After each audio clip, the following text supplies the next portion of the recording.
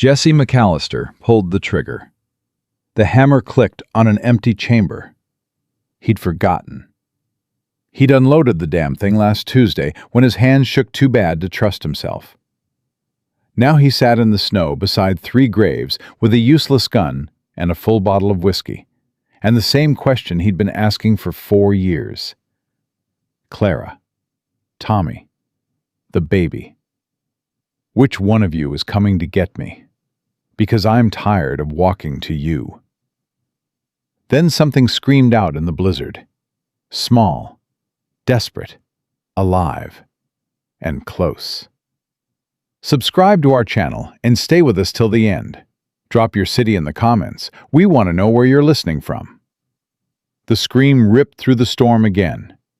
Jesse shoved the revolver into his holster and stood. His knees cracked.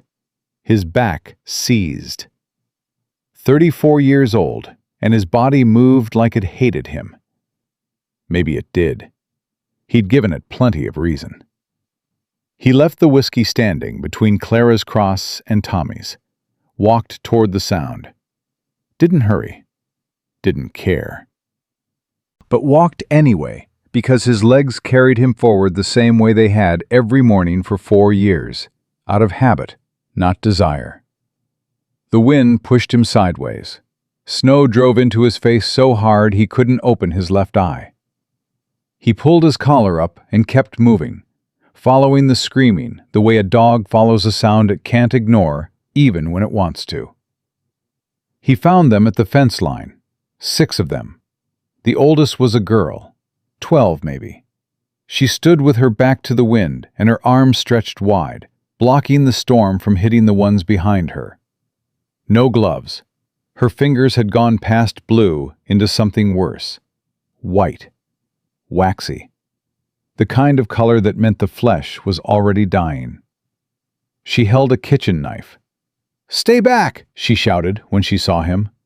The blade shook in her frozen grip. "I'll cut you! I swear to God I'll cut you!" Jesse stopped, raised his palms. The wind screamed between them. Behind the girl, a boy knelt in the snow. 10 years old, maybe younger, gray eyes that didn't blink. He clutched a bundle against his chest. A baby wrapped in so many rags it looked like a pile of laundry. The baby wasn't moving, wasn't crying, wasn't doing anything a living baby should do. 3 more children huddled together, 2 girls and a boy. The middle girl had her arm around the boy, holding him upright. The smallest girl sat apart from all of them in the snow, eyes closed, clutching a wooden doll. Not shaking, not crying, not reacting to anything. Like she'd left her body and gone somewhere the cold couldn't reach. "I ain't going to hurt you," Jesse said. "That's what the foreman said." The older girl's voice cracked like breaking ice. "Said he'd help us. Then he grabbed Ben out of my arms and told the men to take Eli to the mines." "What'd you do?" "Hit him with a shovel." "Good." The girl blinked. She hadn't expected that. "Hannah!" The boy holding the baby looked up. Panic. Raw animal panic. "He ain't breathing right." "Hannah, he ain't breathing right." The girl, Hannah, spun around. The knife dropped into the snow. She fell to her knees and pulled the rags back from the baby's face. Blue lips, white skin, eyes closed. Jesse's stomach dropped. He'd seen calves look like that. Calves that didn't make it. "No!" Hannah grabbed the baby, pressed him against her chest, started rubbing his back with hands too frozen to feel what they were touching. "No, Ben, no! You wake up. You hear me? You wake up, right now." "He needs heat," Jesse said. "Not in 10 minutes. Not in 5. Now. Right now." Hannah looked at him over her shoulder, tears freezing on her face before they reached her chin. The calculation in her eyes was the cruelest thing he'd ever seen.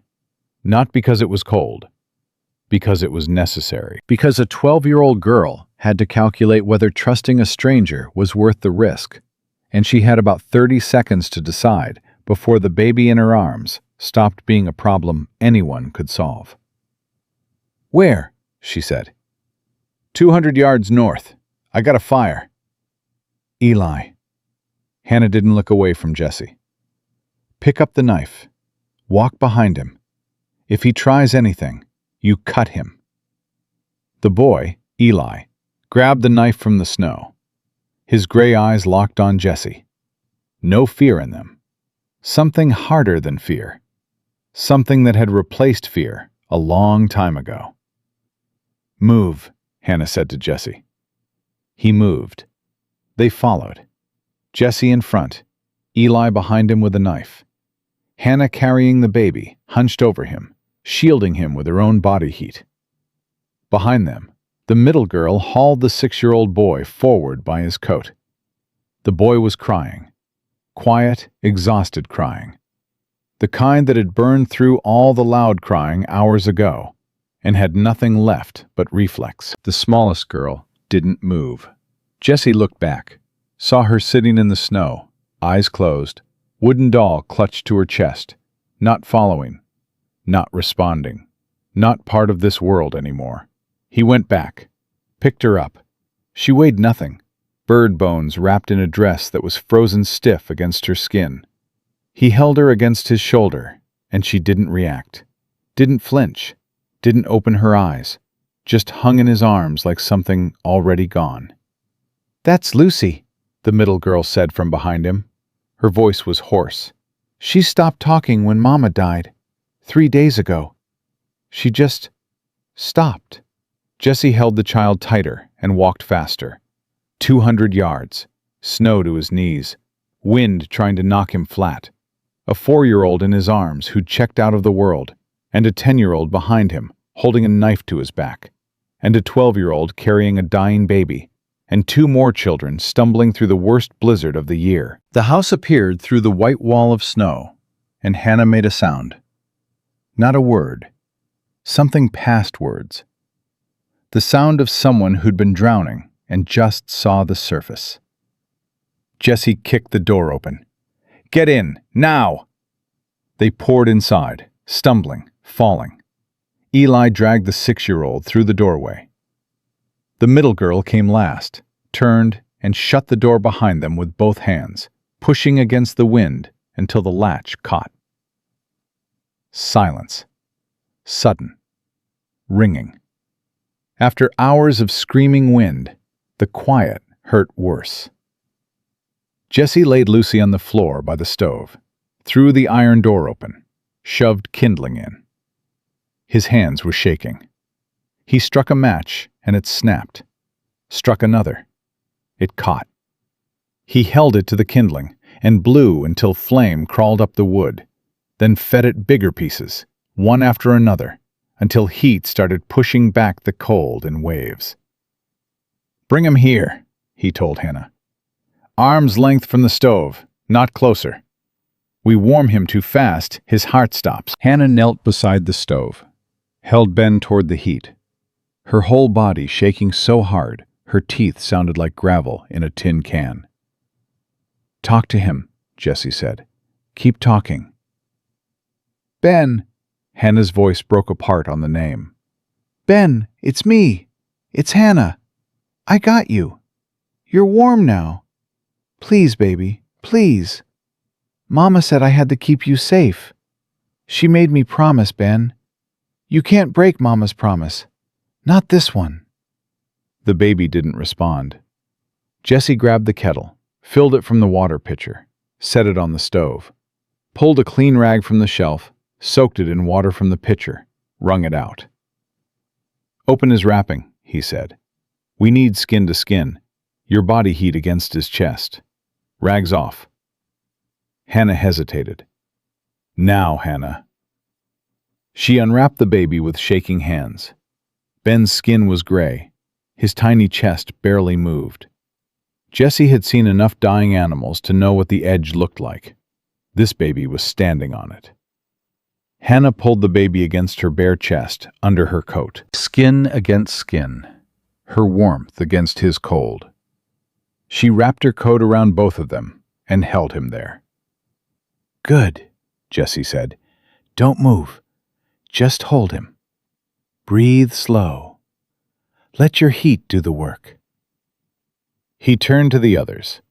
The 6-year-old boy sat on the floor, shaking. His lips were purple, snot frozen on his upper lip.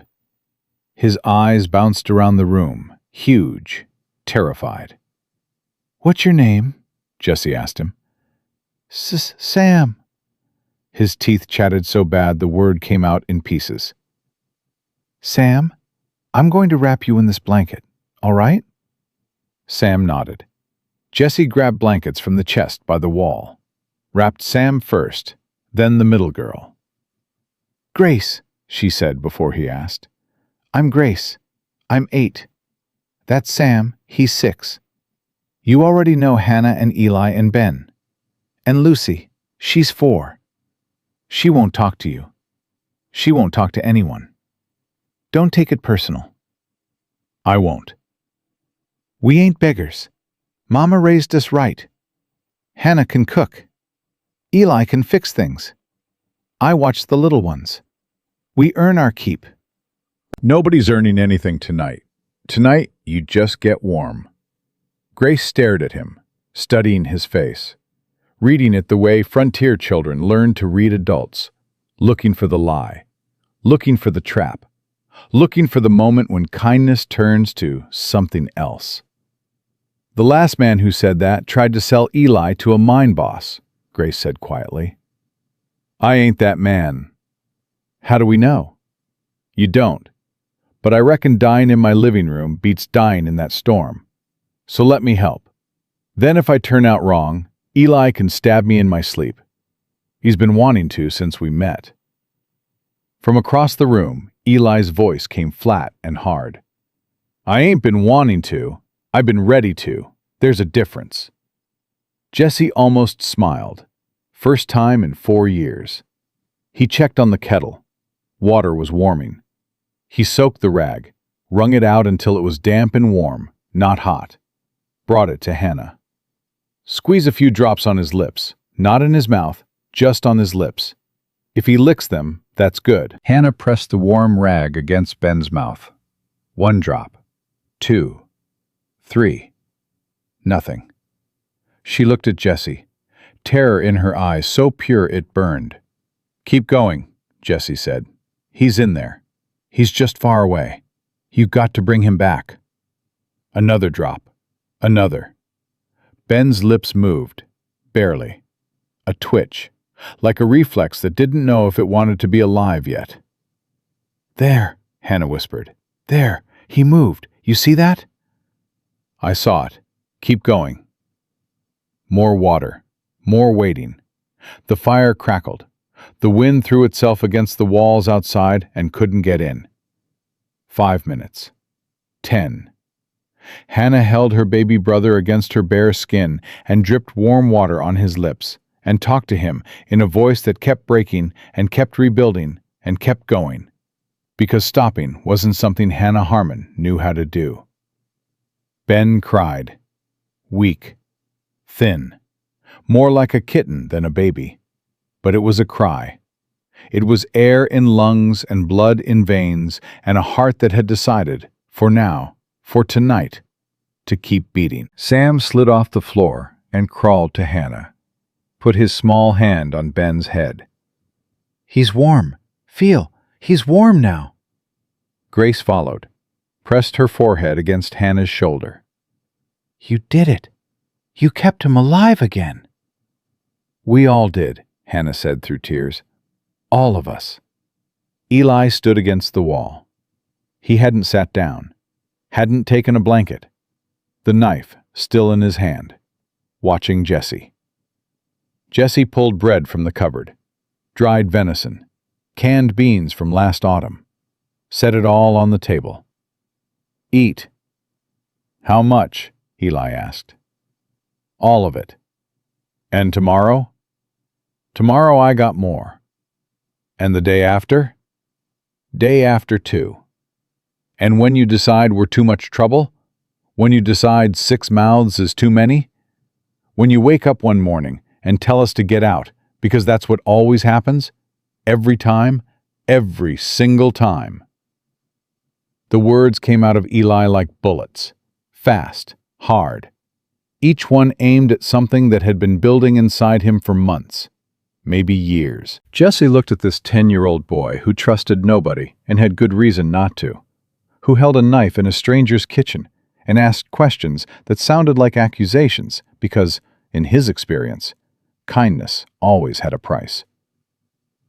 "I can't promise you anything past tonight," Jesse said. "Wouldn't believe me if I did. So eat the food, sleep under the roof, and tomorrow, if you still think I'm the enemy, you can walk out that door with my blessing and a pack full of supplies. And if we stay, then you stay." Eli stared at him for a long time. The knife didn't move. The gray eyes didn't soften. But something behind them shifted. Not trust. Trust was too expensive for a boy like Eli. But the possibility that this man might not be lying. The thin, dangerous possibility that the world still had one decent person left in it. Eli set the knife on the table, sat down, tore into the bread without looking at Jesse again. They ate, all of them, except Lucy, who still sat on the floor by the stove, wrapped in a blanket, her wooden doll pressed to her chest, her eyes still closed.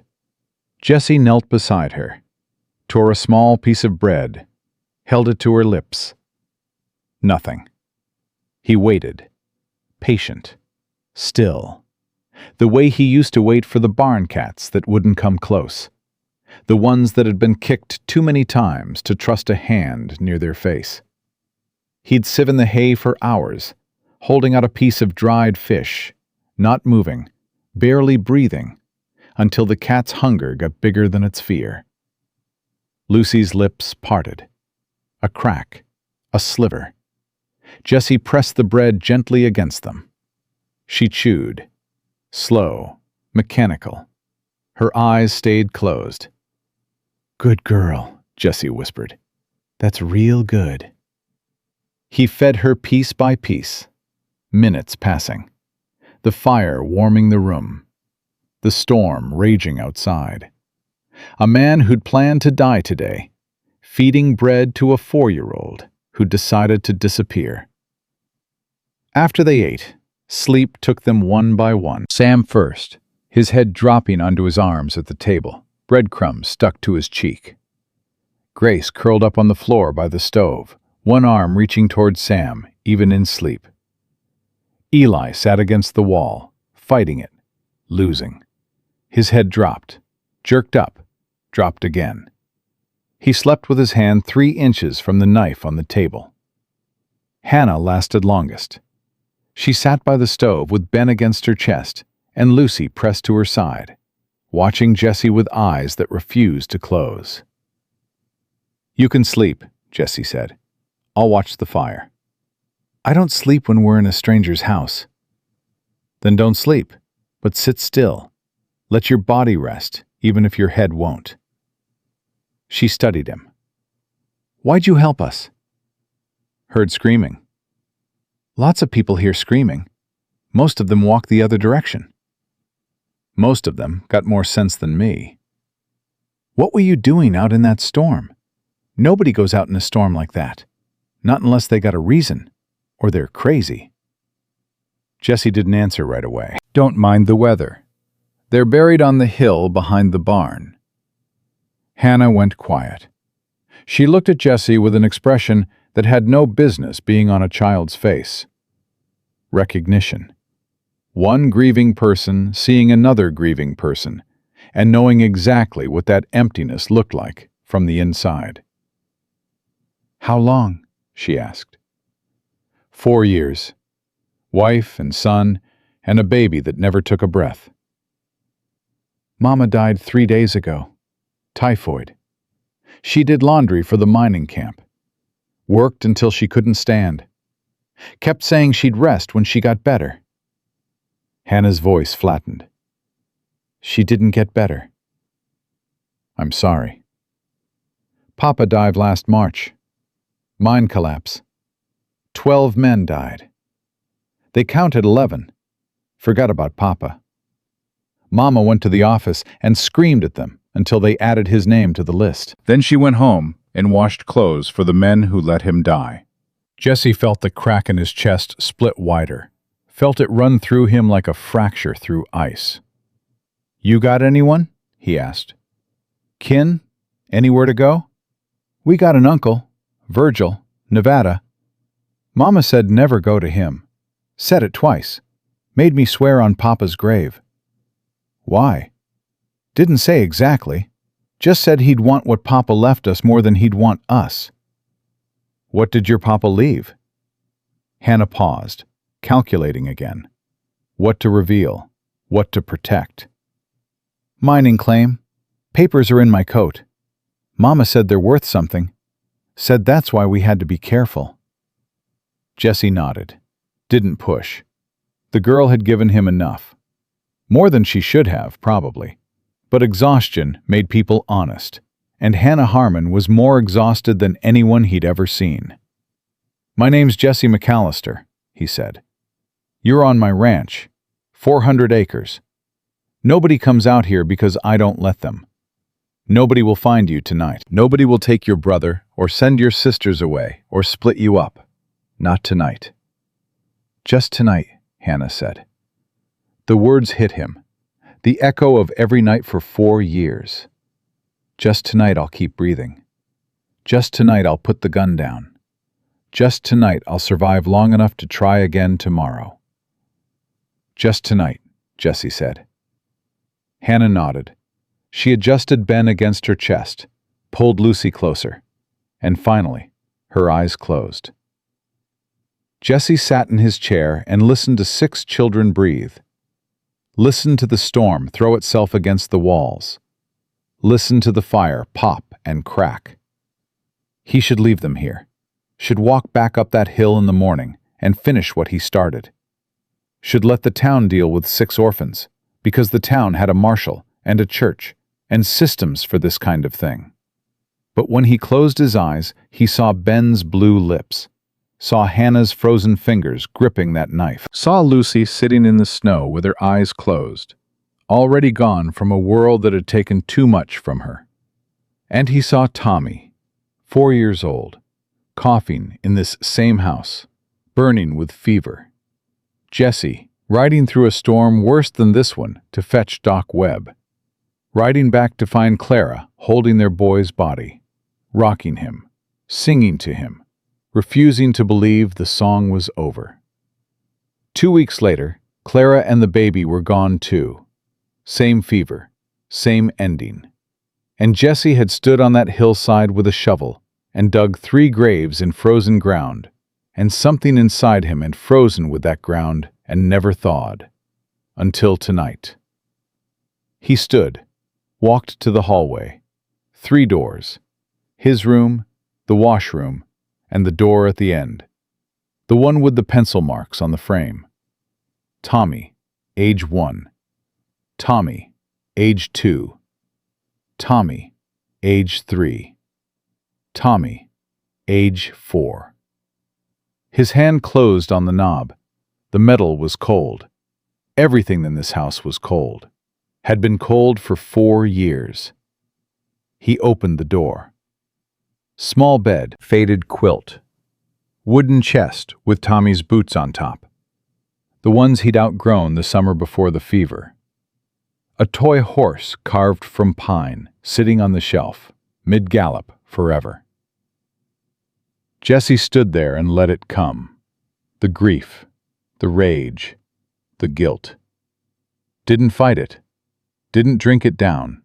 Just let it move through him the way the wind moved through the valley. Terrible and unstoppable. And eventually, it passed. He went back, picked up Sam first. The boy was limp with sleep, boneless and trusting the way only sleeping children can be. Jesse carried him down the hall, laid him on Tommy's bed, pulled the quilt to his chin. His hand stayed on the boy's chest for a moment, feeling the heartbeat through the fabric. Alive. This one was alive. He carried Grace next. She murmured, "Mama?" then settled against the pillow without waking. Eli woke the instant Jesse's shadow fell across him, hand reaching for the knife, eyes sharp. "Bed," Jesse said. "Down the hall. Your brother and sister are already in it." Eli didn't argue. Too tired. He walked himself down the hall, lay down on the edge of the bed, closest to the door. One eye half open, guarding. Even now, even here. Jesse carried Lucy. She still held Buttercup, still silent, still somewhere else. He laid her beside Grace, the wooden doll between them like a prayer. Last, Hannah. She woke when he reached for Ben. "It's all right," Jesse said. "Bed. All of them are there. All of them are safe." She followed him down the hall, stopped in the doorway, saw the pencil marks, read them. Tommy, age 1. Tommy, age 2. She looked at the boots on the chest, at the carved horse on the shelf, at everything this room had been and would never be again. "This was your boy's room," she said. "Yeah. And you're giving it to us." Jesse's throat closed. He nodded. Hannah stepped inside, climbed into bed with her brothers and sisters. 6 children in a dead boy's bed. Breathing. Alive. Tangled together like roots of the same tree. Jesse closed the door, stood in the hallway, pressed his forehead against the wood, and felt Tommy's pencil marks under his fingers. Then he walked back to the kitchen, opened the high cupboard, took out the revolver, held it in the firelight. He thought about Clara, what she'd say if she could see him. Thought about Tommy, who'd loved every living thing that crossed this ranch, who picked up wounded birds and built them nests from hay, who cried when calves were born because he thought it was beautiful. Tommy would have heard those children screaming. Tommy would have run straight into that blizzard without a coat. Tommy would have said, "Papa, we gotta help them." Jesse opened the revolver, pulled out the single bullet he'd loaded on the hillside, held it between his thumb and finger. Small, brass, cold. The whole weight of his death in a piece of metal no bigger than his thumbnail. He put the bullet in a tin can on the top shelf, put the revolver beside it, closed the cupboard door. His hands were shaking, not from the cold this time, from the fact that putting that gun away meant choosing something he hadn't chosen in 4 years. Choosing to stay. Choosing to wake up tomorrow and deal with whatever tomorrow brought. Choosing to be alive in a world that had given him every reason not to be. He sat at the kitchen table, put his head in his hands, listened to the storm, listened to the fire, listened to the silence of a house that had 6 sleeping children in it for the first time in 4 years. Tomorrow the storm would break. Tomorrow the town would find out. Tomorrow the marshal would come with questions, and the law would come with requirements, and everything would get complicated in ways he couldn't begin to imagine. But tonight, for the first time since he'd buried Clara and Tommy and the baby on that frozen hillside, Jesse McAllister did not want to die. And from the room down the hall, through walls too thin and a night too quiet, Hannah Harmon's voice came whispering to her sleeping brothers and sisters. "We found him, Mama. The one you said to look for. He's sad like us. He's broke like us. But he opened the door. He opened his door, and he let us in. And Mama, I think maybe he needed us just as bad as we needed him. I think maybe that's why you sent us here. I think maybe we're going to be all right." The storm broke sometime before dawn. Jesse knew because the silence woke him. After hours of wind hammering the walls, The sudden stillness felt louder than the noise. He sat up in his chair. His neck ached. His back had locked into a shape that didn't match his spine. He'd fallen asleep at the kitchen table, with his head on his arms like a schoolboy. Gray light pushed through the window. Early, maybe 6. The fire in the stove had burned down to coals. He fed it kindling, then larger pieces, working quiet because 6 children were sleeping 30 feet away, and quiet felt like something worth protecting. Coffee. He needed coffee. He filled the pot, set it on the stove, and stood there, waiting for it to boil, because standing was easier than thinking, and thinking was all he'd done for 4 years, and look where that got him. The sound of bare feet on floorboards made him turn. Hannah stood in the hallway. She wore the same dress from yesterday. Her hair hung wild, dark circles under her eyes so deep they looked bruised.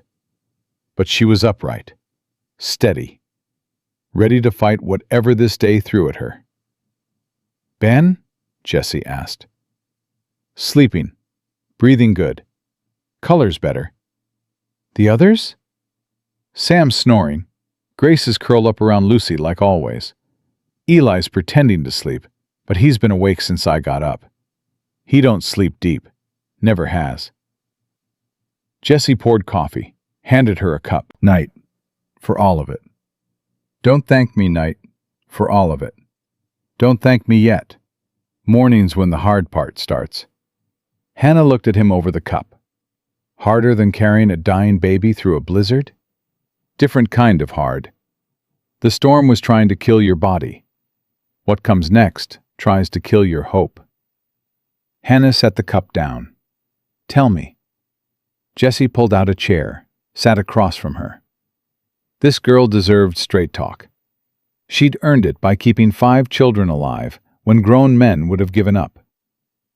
Territorial law says a single man can't take custody of children that ain't blood. Not without a woman in the household. Not without what the judge calls proper oversight. So they'll take us. If they find out you're here, and they will, because this is a small territory and people talk, a judge will come. He'll inspect the house, interview you, decide where you end up. Orphanage. Maybe, or a family willing to take you. But 6 children, Hannah. Nobody takes 6. They'll split you up. Boys one place, girls another. Ben to whoever will take a baby. Hannah's hand hit the table so hard the coffee cups jumped. "No." Her voice dropped to something cold and absolute. "They ain't splitting us. Mama made me promise. Keep them together, Hannah, no matter what. Keep them together." "I know." "Then what do we do?" Jessie rubbed his face with both hands, felt the stubble, felt the exhaustion, felt the weight of a promise he hadn't made yet, but was about to. "There's a woman in town, Margaret Lowe, Maggie. She runs the general store. Widowed 5 years, smart, capable, fair in her dealings." He paused. "She tried to adopt a child from the orphanage at Fort Laramie 4 years back. They turned her down, said a single woman couldn't raise a child proper." Hannah watched him. She was ahead of him. He could see it. That quick mind already running the math, already seeing where this was going. "You want to marry her," Hannah said. "I want to ask her." "Do you love her?" "I barely know her." "Then why would she say yes?" "Because she wants to be a mother, the way I want those children down the hall to stop being orphans. Sometimes wanting the same thing is enough to start with." Hannah wrapped both hands around her cup. Steam rose between her fingers. "Papa married Mama because she was pregnant with me. He told me that once. Said love came later, but it came. Said sometimes you build love like you build a house, one board at a time." "Your papa sounds like he was a good man." "He was. He was the best man I ever knew." Her voice cracked on the last word. She pressed her lips together hard, swallowed it down, rebuilt the wall. Mr. McAllister. Jesse. Jesse, if you do this, if you marry this woman and we stay, I need you to understand something. We ain't easy. Sam has nightmares every single night. Eli don't trust any man alive, and he's got good reason. Grace carries too much because she thinks it's her job to make everyone feel better. Lucy hasn't spoken in 3 days, and I don't know how to fix her. And Ben needs things I can't give him because I'm 12 years old and I don't know how to be a mother, even though I've been trying for 9 months. Her voice broke on the last sentence. Not the controlled crack from before. A real break. The kind that comes when someone who's been holding a dam together with their bare hands finally feels the water push through. I ain't asking you to be a mother, Jesse said. I'm asking you to be a kid. That's all. Just be 12. Let someone else do the worrying for a while. Hannah's chin trembled. Her eyes filled. She blinked fast, fighting it, losing. I don't remember how, she whispered. Jesse's chest split open, right down the center. 4 years of ice cracking apart. Then we'll figure it out together, he said. All of us. Hannah cried. Not loud, not dramatic, just tears running down her face while she sat at a stranger's kitchen table drinking bad coffee in a dead boy's house. Silent tears from a girl who'd forgotten how to cry loud because crying loud scared the little ones. Jesse let her, didn't touch her, didn't comfort her, just sat across the table and let her have the one thing nobody had given her in 9 months. Permission to fall apart. When it passed, she wiped her face with her sleeve, straightened her back, picked up her coffee. All right, she said. When do we talk to this woman? Today, before word gets out that you're here. What about Eli? He ain't going to like this. I know. He's going to fight it. I know that too. He hit the last man who tried to tell him what to do. Broke his hand doing it, but he hit him. Sounds about right. Hannah almost smiled. Almost. You're strange, Jesse McAllister. Most men would have walked past us in that storm. Most men would have pretended they didn't hear. Most men got more to live for than I did. Wasn't bravery. Was just a man with nothing left to lose, following a sound because his legs moved before his brain caught up. Mama would have liked you. She always said the best people are the ones who help without thinking about it first. Said thinking gives you time to talk yourself out of being good. Jesse stood. I'm riding into town.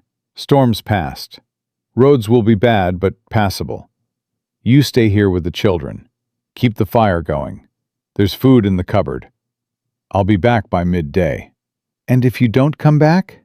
The question was casual. Too casual. The question of a child who'd been abandoned by every system designed to protect her. I'll come back. Papa said that too. Morning he went to the mine. Jessie met her eyes. I ain't going to a mine. I'm going to a general store to ask a woman I barely know to marry me for the sake of 6 children I met last night. That's crazy, but it ain't dangerous. Everything's dangerous, Hannah said. Everything. She was right. Jesse grabbed his coat and walked out into a morning so bright it hurt after the gray fury of the blizzard. Snow covered everything, 3 feet deep in places. The ranch looked like God had dropped a white sheet over the world and forgotten to pull it back. He saddled his horse, rode south toward Elk Creek. The trail was buried, but his horse knew the way and picked through the drifts with the careful patience of an animal that had survived 8 Wyoming winters. Elk Creek wasn't much. 40 buildings, 200 people. A church with a white steeple that you could see from 3 miles out. A saloon, a livery stable, a marshal's office. And on the main street, wedged between the blacksmith and the barber, Lowe's General Store. Jesse tied his horse to the post outside, stood on the boardwalk, and stared at the door for a long time. Long enough that old Martha Bowen came out of the boarding house next door and looked at him with her eyebrows raised. "Jesse McAllister. Haven't seen you in town on a weekday in 2 years. You lost?" "Morning, Martha." "You look like hell." "Feel like it, too." "Well, whatever you're standing here thinking about, think about it inside. It's 12 below, and I can see your breath freezing on your mustache." Jesse pushed through the door. A bell jangled overhead. The store smelled like leather and flour and dried herbs and lamp oil. Shelves lined every wall, packed with supplies. Neat, organized, everything in its place. Maggie Lowe stood behind the counter. She was writing in a ledger with her left hand, her right hand holding a cup of tea. Red hair pulled back, green eyes that looked up when the bell rang and fixed on Jesse with the sharp attention of a woman who noticed everything and forgot nothing. "Mr. McAllister," she set down her pen. "You're out early. Tuesday isn't your supply day." "I ain't here for supplies." Something shifted in her expression. Curiosity. Caution. She came around the counter, stood facing him with her arms crossed. "Then what can I do for you?" Jesse took off his hat, held it in both hands. Felt like an idiot. Felt like a man about to jump off a cliff, blindfolded. "I need to tell you something. Then I need to ask you something. The telling part is going to sound crazy. The asking part is going to sound worse."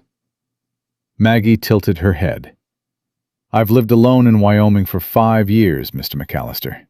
My threshold for crazy is higher than most. Last night, I found 6 children in the blizzard. Orphans. Their mama died 3 days ago. Their papa died last March. Oldest is 12. Youngest is a baby who almost froze to death in my arms.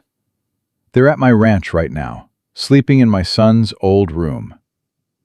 Maggie's arms uncrossed. Her hand went to her mouth. 6 children? 3 girls, 3 boys. The oldest girl's been raising them alone for 9 months. The 10-year-old boy carries a knife and don't trust anyone breathing.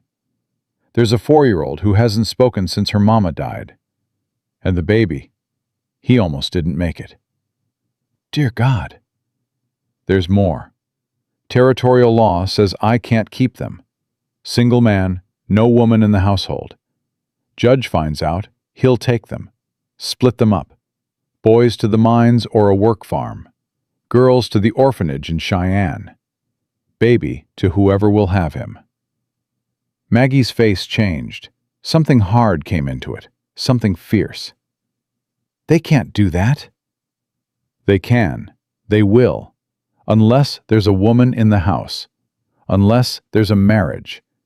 Unless a judge looks at that ranch and sees a proper family." The silence that followed lasted long enough for Jesse to hear the clock on the wall tick 7 times. Maggie stared at him, reading him, the same way Grace had read him last night, looking for the lie, looking for the trap. But Maggie was 31 years old and had been reading people her whole life, and whatever she saw in Jesse's face wasn't a lie. "You're asking me to marry you," she said. "I'm asking you to help me save 6 children." "By marrying you?" "Yeah." "We've had exactly 14 conversations in 8 years, Mr. McAllister. 12 of them were about flour prices." "I know." "I don't know your middle name. I don't know if you snore. I don't know if you're kind or cruel when nobody's watching." "My middle name is Ray. I snore when I drink. And I spent last night feeding bread to a 4-year-old who won't open her eyes, piece by piece, for 20 minutes, because she forgot how to eat on her own. You can decide from that whether I'm kind or cruel." Maggie turned away from him, walked to the window, stood there looking out at the snow-covered street. Her reflection stared back at her in the glass. Jesse watched her, and waited, and felt every second stretch into something enormous. 4 years ago, Maggie said without turning around, I rode to Fort Laramie to adopt a little girl, 3 years old, a birthmark on her face. Nobody wanted her. I wanted her, more than I'd ever wanted anything in my life. Her voice went tight. They said no, said a woman alone couldn't provide proper upbringing, said a child needed a father, said I wasn't enough. She turned. Her eyes were bright, not with tears, with something harder, anger that had aged into determination.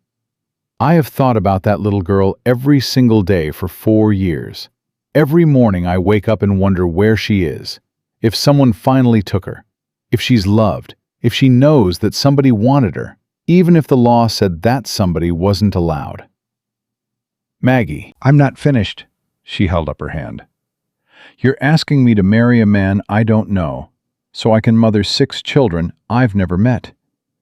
You're asking me to give up my store, my independence, my life in town, to move to a ranch in the middle of nowhere with a man who's been half dead for 4 years. That's about the size of it. And you think I'll say yes because I wanted that little girl? I think you'll say yes because those 6 children need someone, and you've spent 4 years being told you're not allowed to be that someone. I'm standing here telling you that you are, that I need you, that they need you, and that the only thing between those kids and an orphanage is whether or not you walk through my door. Maggie stared at him. Jessie stared back. The clock ticked. The fire in her stove crackled. Outside, a horse snorted and stamped in the cold. I have conditions, Maggie said. Name them. I keep the store. Sarah Chen can manage the day-to-day, but it stays mine. My name on the deed, my money in my account. I won't be dependent on a man for survival. Not again. Not ever. Fair.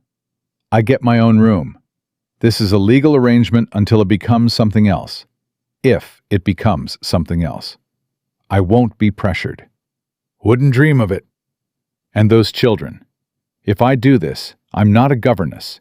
I'm not hired help. I'm their mother. In the eyes of the law and in the eyes of those kids. That means I have equal say in how they're raised.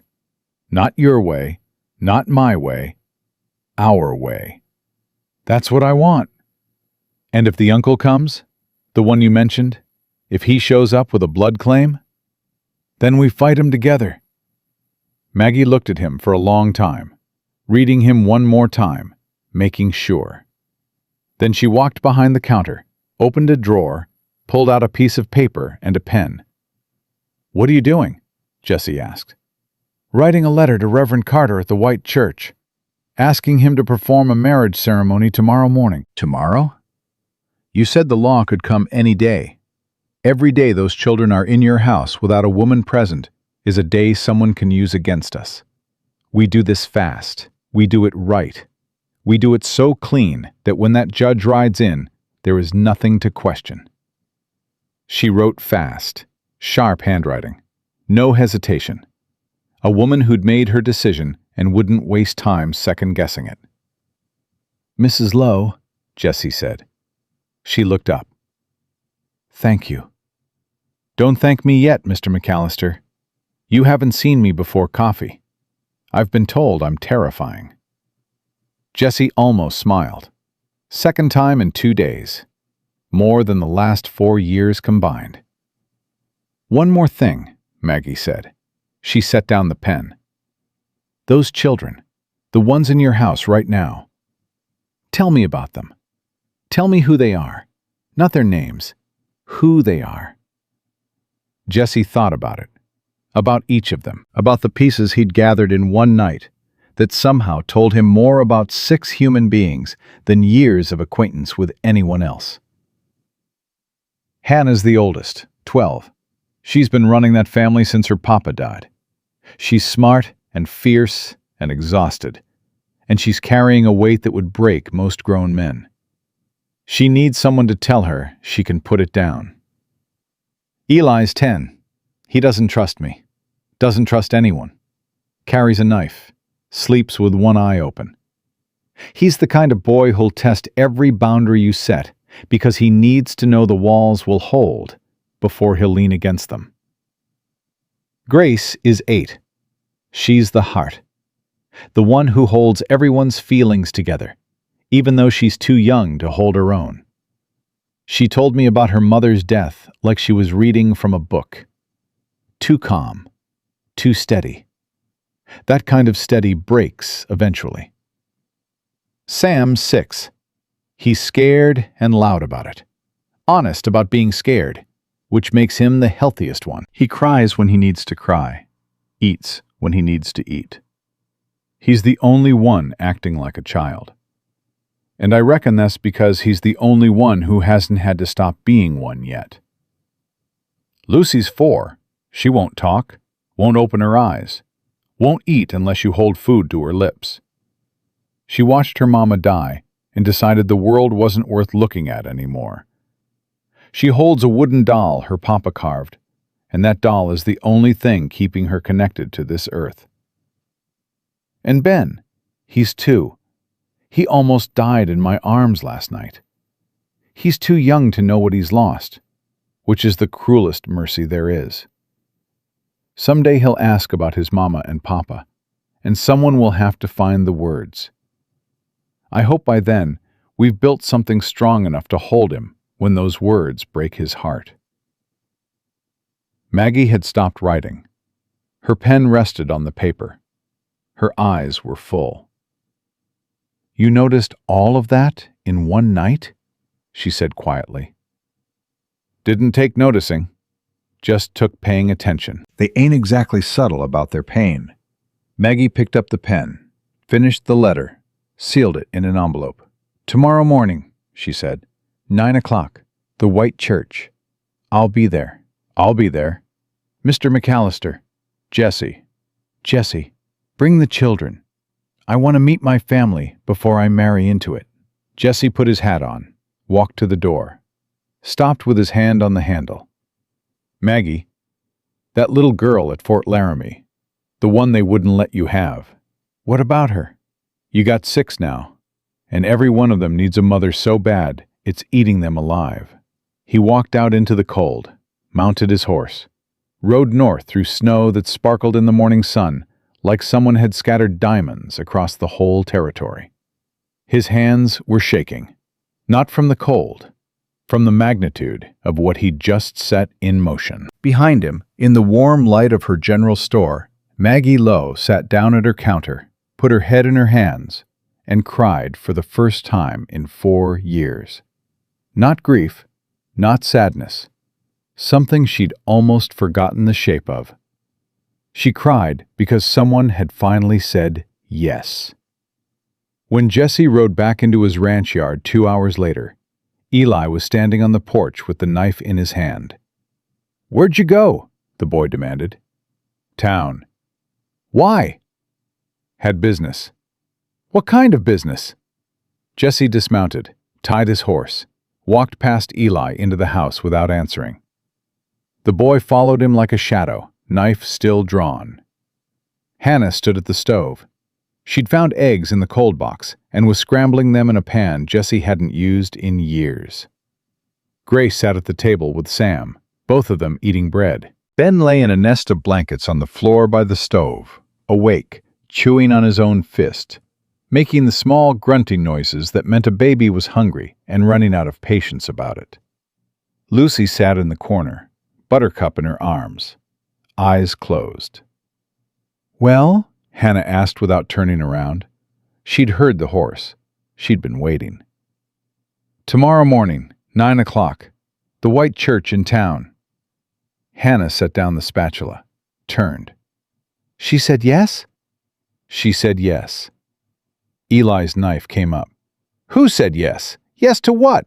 What did you do?" Hannah looked at her brother. "Jesse's getting married, Eli, to the woman who runs the store in town. So we can stay." Eli's face went through 5 emotions in 3 seconds. Confusion, understanding, anger, betrayal, and something underneath all of it that looked like the thing he was most afraid of. Hope. You can't just decide that, Eli said. His voice shook. You can't just decide what happens to us. We ain't yours. We ain't nobody's. You're right, Jesse said. You ain't mine, and I ain't deciding for you. I'm making a choice for myself and asking if you want to be part of it. And if we don't, then I ride you into town and the marshal finds somewhere for you. Could be together. Probably won't be. That ain't a choice. That's a threat. It's the truth, and you're old enough to know the difference. Eli's jaw locked. The knife trembled in his hand. Jesse could see the war inside him, the desperate need for safety fighting the desperate fear of trusting someone who could take it away. Grace's small voice came from the table. Eli, please. Sam looked up from his bread. I don't want to go to the mines. The foreman said boys go to the mines. I don't want to go underground like Papa. Eli flinched. The knife lowered an inch. Nobody's going to any mine, Jesse said. Nobody's going underground. Nobody's getting split up. That's what this is about. Keeping all 6 of you together under one roof with 2 adults who can fight the law and win.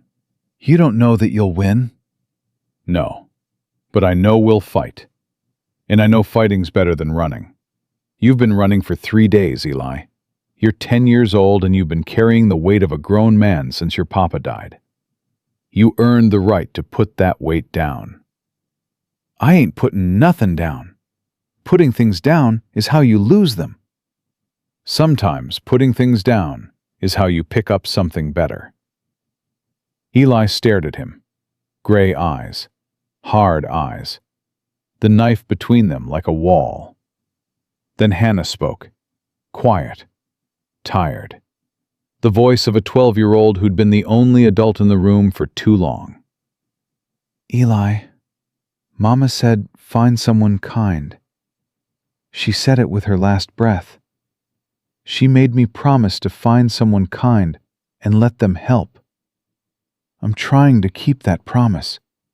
Please let me keep it. The knife went down. Not dropped, not surrendered, placed on the table with deliberate care. Eli's hand stayed on it for a moment, fingers flat against the blade, like he was making a deal with himself. A deal that said, the knife stays close, the knife stays ready. But for now, just for now, it stays on the table. If he hurts any of you, Eli said, looking at Jesse but talking to Hannah, I'll kill him. I swear on Papa's grave. Fair enough, Jesse said. Eli sat down at the table, picked up a piece of bread, ate it without looking at anyone. His hand stayed 6 inches from the knife. From the corner of the room, so quiet it almost wasn't there, came a sound. A whisper. A breath shaped like a word. Everyone froze. Lucy sat with her eyes still closed, Buttercup pressed against her chest, her lips barely moving. Mama said, find someone kind. 5 words. The first words she'd spoken in 3 days. Then she went silent again. Eyes closed, doll clutched.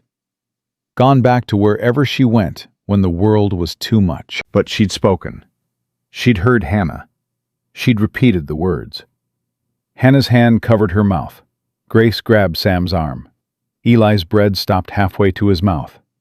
Jesse looked at the 4-year-old girl who'd come back from wherever she'd been, just for a moment, just for 5 words, and then retreated again.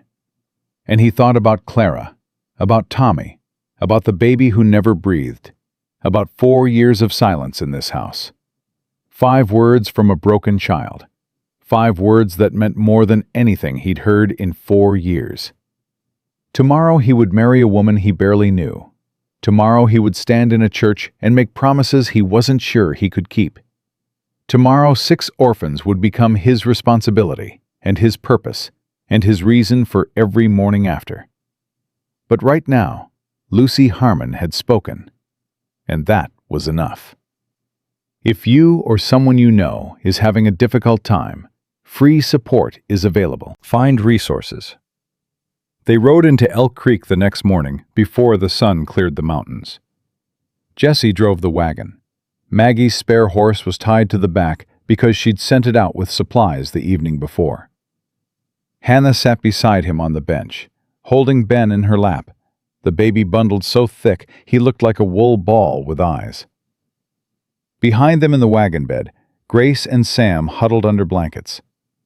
Eli sat at the tailgate with his legs hanging over the edge, facing backward, watching the road behind them like he expected trouble to follow.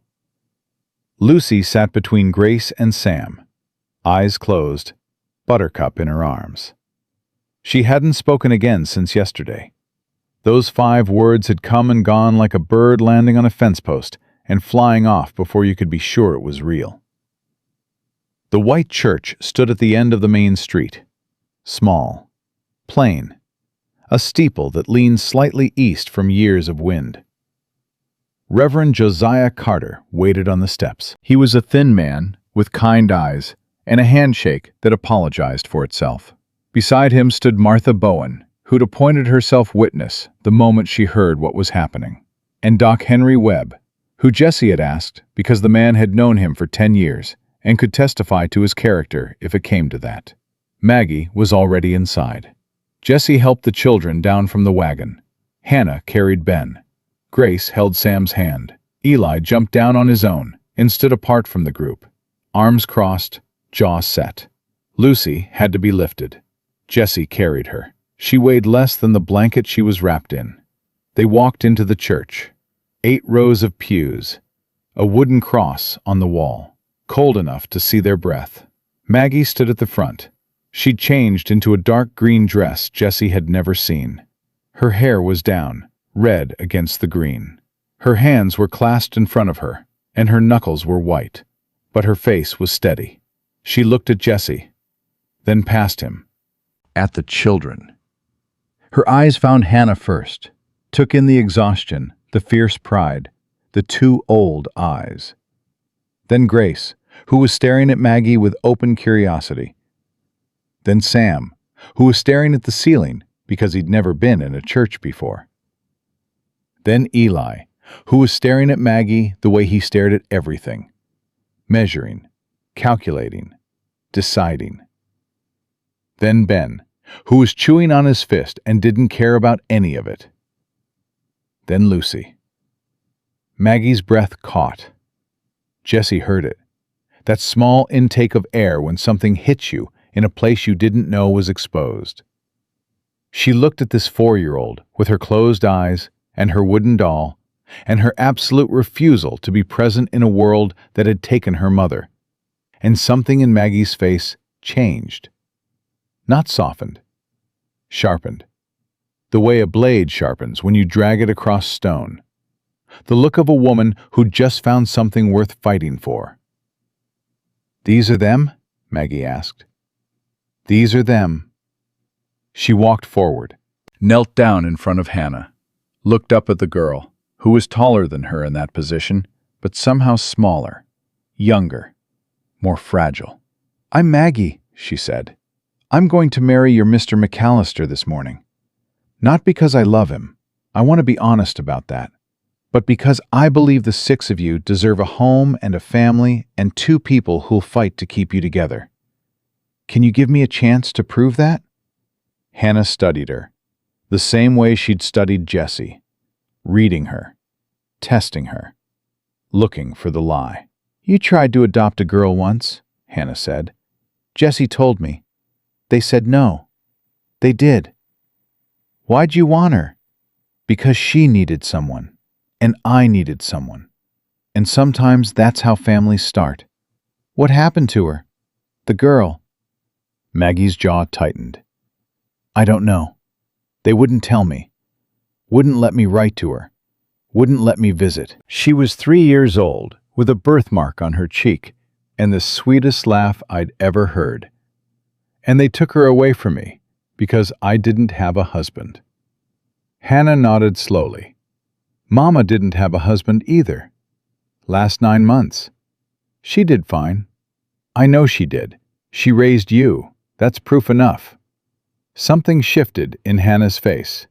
Not trust, not yet. But the door cracked open an inch. All right, Hannah said. You get a chance. But if you hurt them, any of them, I'll take them and we'll disappear. I've done it before. I believe you. Maggie stood, looked at Eli. The boy met her eyes with that flat, gray stare that gave nothing away. You must be Eli. Must be. Jesse says you carry a knife. Jesse talks too much. He also says you've been protecting your brothers and sisters since your father died. That you walked through a blizzard and fought a grown man and haven't slept a full night in 9 months. Eli said nothing, but his jaw worked, the muscles tightening. I'm not here to replace your father, Maggie said. Nobody can do that. I'm here to stand beside you, to fight for the same things you're fighting for. You can hate me if you need to. You can test me. You can push me away. But I won't leave. I need you to hear that. Whatever you do, however hard you push, I won't leave. Eli stared at her for a long time. Then he looked away. Shrugged. We'll see. Maggie knelt again, eye level with Grace and Sam. Grace grabbed Sam's hand and squeezed. Hi there, Maggie said. Hi, Grace whispered. Are you going to be our mama? I'd like to try, if you'll let me. Our real mama died. I know, sweetheart. I'm so sorry. She was real pretty. She had yellow hair like Sam's. I bet she was beautiful. She was. Grace paused. Your hair is red. It is. I like red. Then we're off to a good start. Sam pulled his hand free from Grace's grip, stepped forward, looked at Maggie with the direct, unfiltered honesty of a 6-year-old who hadn't learned yet that some questions aren't polite. Can you make biscuits? He asked. I can make biscuits. Good ones? Mama's were good. They were fluffy. Hannah tries, but hers are hard. Don't tell her I said that. I heard that, Hannah said from behind them. Your secret's safe with me, Sam, Maggie said. And yes, I make good biscuits.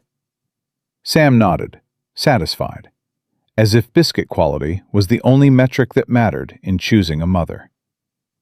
Maybe for a 6-year-old, it was. Maggie turned to Lucy. The girl sat on the front pew where Jessie had placed her.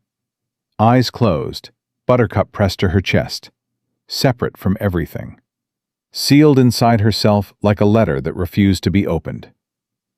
Maggie sat beside her, didn't touch her, didn't speak right away, just sat. Close enough that Lucy could feel her warmth, far enough that she didn't crowd her. Then Maggie did something Jessie didn't expect. She started humming, soft, low, a melody Jessie didn't recognize. Something old, something that sounded like firelight and rocking chairs and hands braiding hair before bedtime. Lucy's fingers tightened on Buttercup. Maggie kept humming, not pushing, not waiting for a response, just offering the sound the way you'd offer your hand to a wild animal. Palm up, still, patient. Lucy's head tilted, barely, a fraction of an inch toward the sound. Maggie hummed the melody through once, twice. Halfway through the third time, Lucy whispered something so faint that only Maggie heard it. Maggie stopped humming, leaned closer. What did she say? Hannah asked, stepping forward. Maggie's voice came out thick. She said, Mama sang that. The church went silent. Hannah pressed her hand to her mouth. Grace started crying. Sam looked at everyone crying and didn't understand, but his lip trembled anyway, because sadness was contagious, even when you didn't know the reason. Eli turned away, faced the wall, his shoulders rigid, his fists clenched at his sides. He stood like that for a long time, and when he turned back, his eyes were red but dry. He'd fought the tears and won. Or lost, depending on how you looked at it. "Reverend," Jesse said, his voice was rough, "we should get started." Reverend Carter opened his Bible. His hands trembled slightly.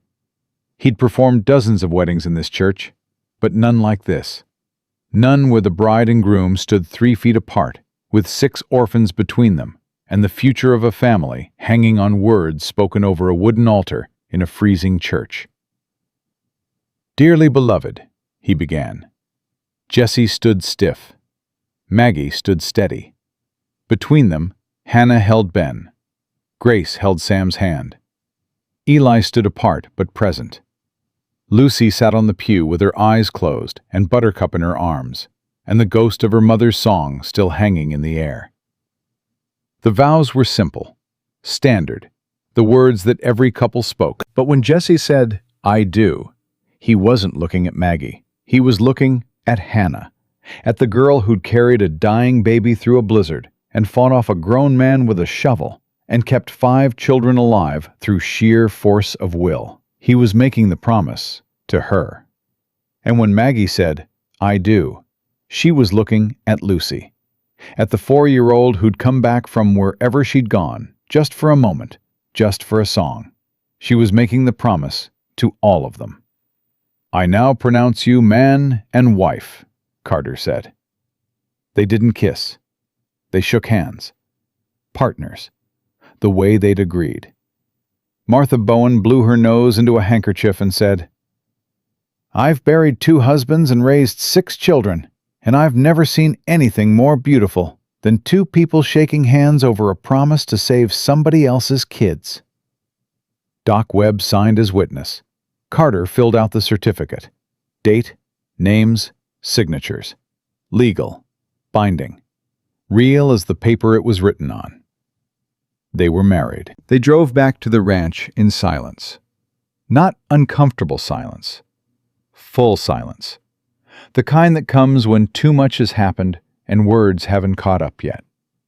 Maggie sat in the back of the wagon with the children. Grace pressed against her side. Sam fell asleep with his head in her lap. Ben dozed in Hannah's arms. Eli sat at the tailgate, watching the road behind them. But his hand wasn't on his knife. It rested on his knee. Open. Relaxed. Almost. Lucy sat beside Maggie, not touching her, but closer than she'd sat to anyone except Hannah in 3 days. When they reached the ranch, Maggie stood in the doorway and looked at the house that was now hers.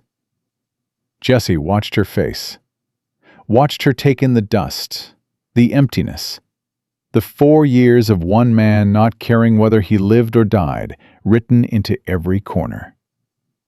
"It needs work," she said. "It needs everything." "Good.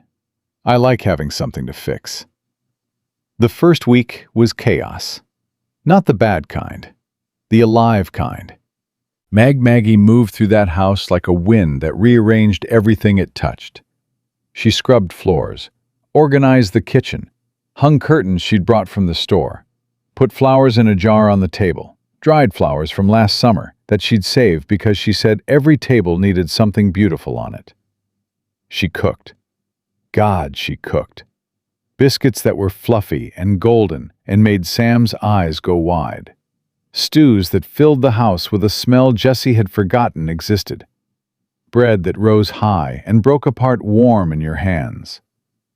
She was patient with Lucy, sat beside her every evening, humming that same melody, never pushing, never asking for words, just being present, being warm, being there. She was gentle with Grace, who attached herself to Maggie like a shadow and followed her everywhere and asked 100 questions a day. "How do you make the crust flaky? Why does the fire pop? Did you have a mama? Was she nice? Do you think our mama can see us from heaven?"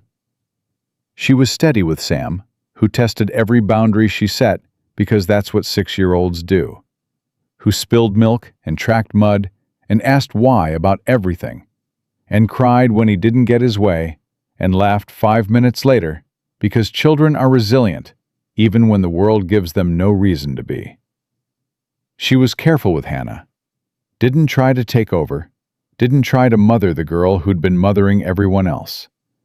Instead, she stood beside her, cooked beside her, worked beside her, treated her like a partner instead of a child, and slowly, Hannah began to let go of pieces of the weight she'd been carrying. Not all of it, not yet, but pieces. With Eli, Maggie was different. She didn't approach him, didn't try to win him over. She gave him space and respect, and treated him like the young man he'd been forced to become instead of the boy he still was.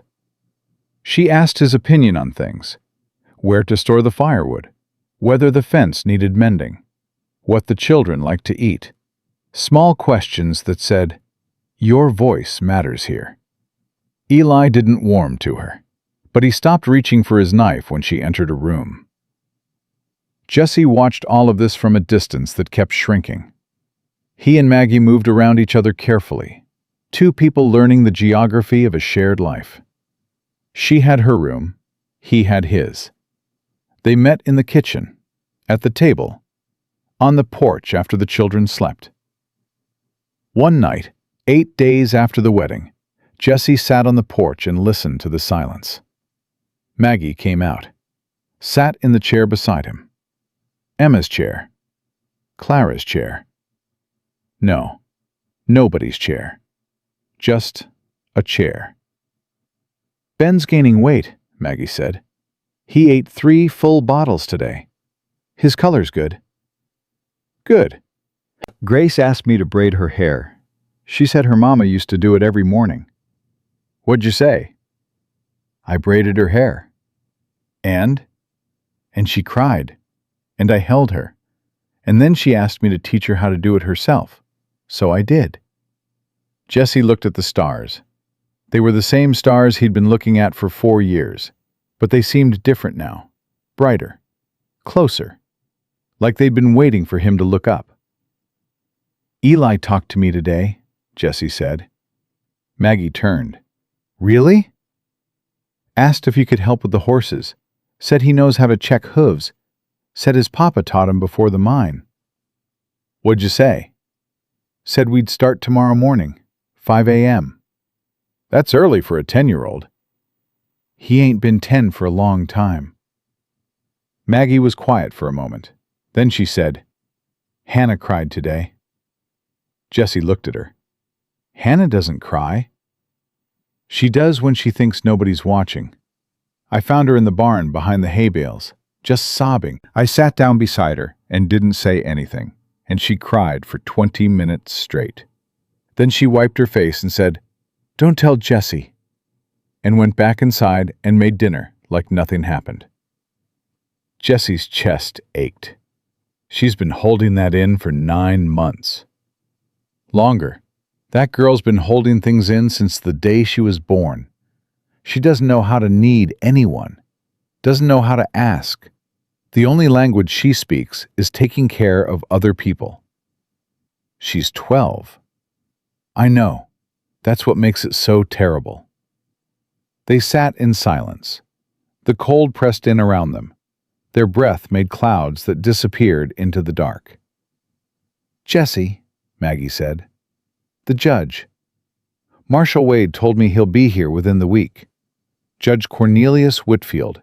Rides a circuit through the territory every winter." "I know." "Are we ready?" "House looks like a home. Children are fed. We're married. Certificates documented. What else can we do?" "Convince him it's real." "It is real." Maggie looked at him. Something in her eyes he couldn't read. "Is it?"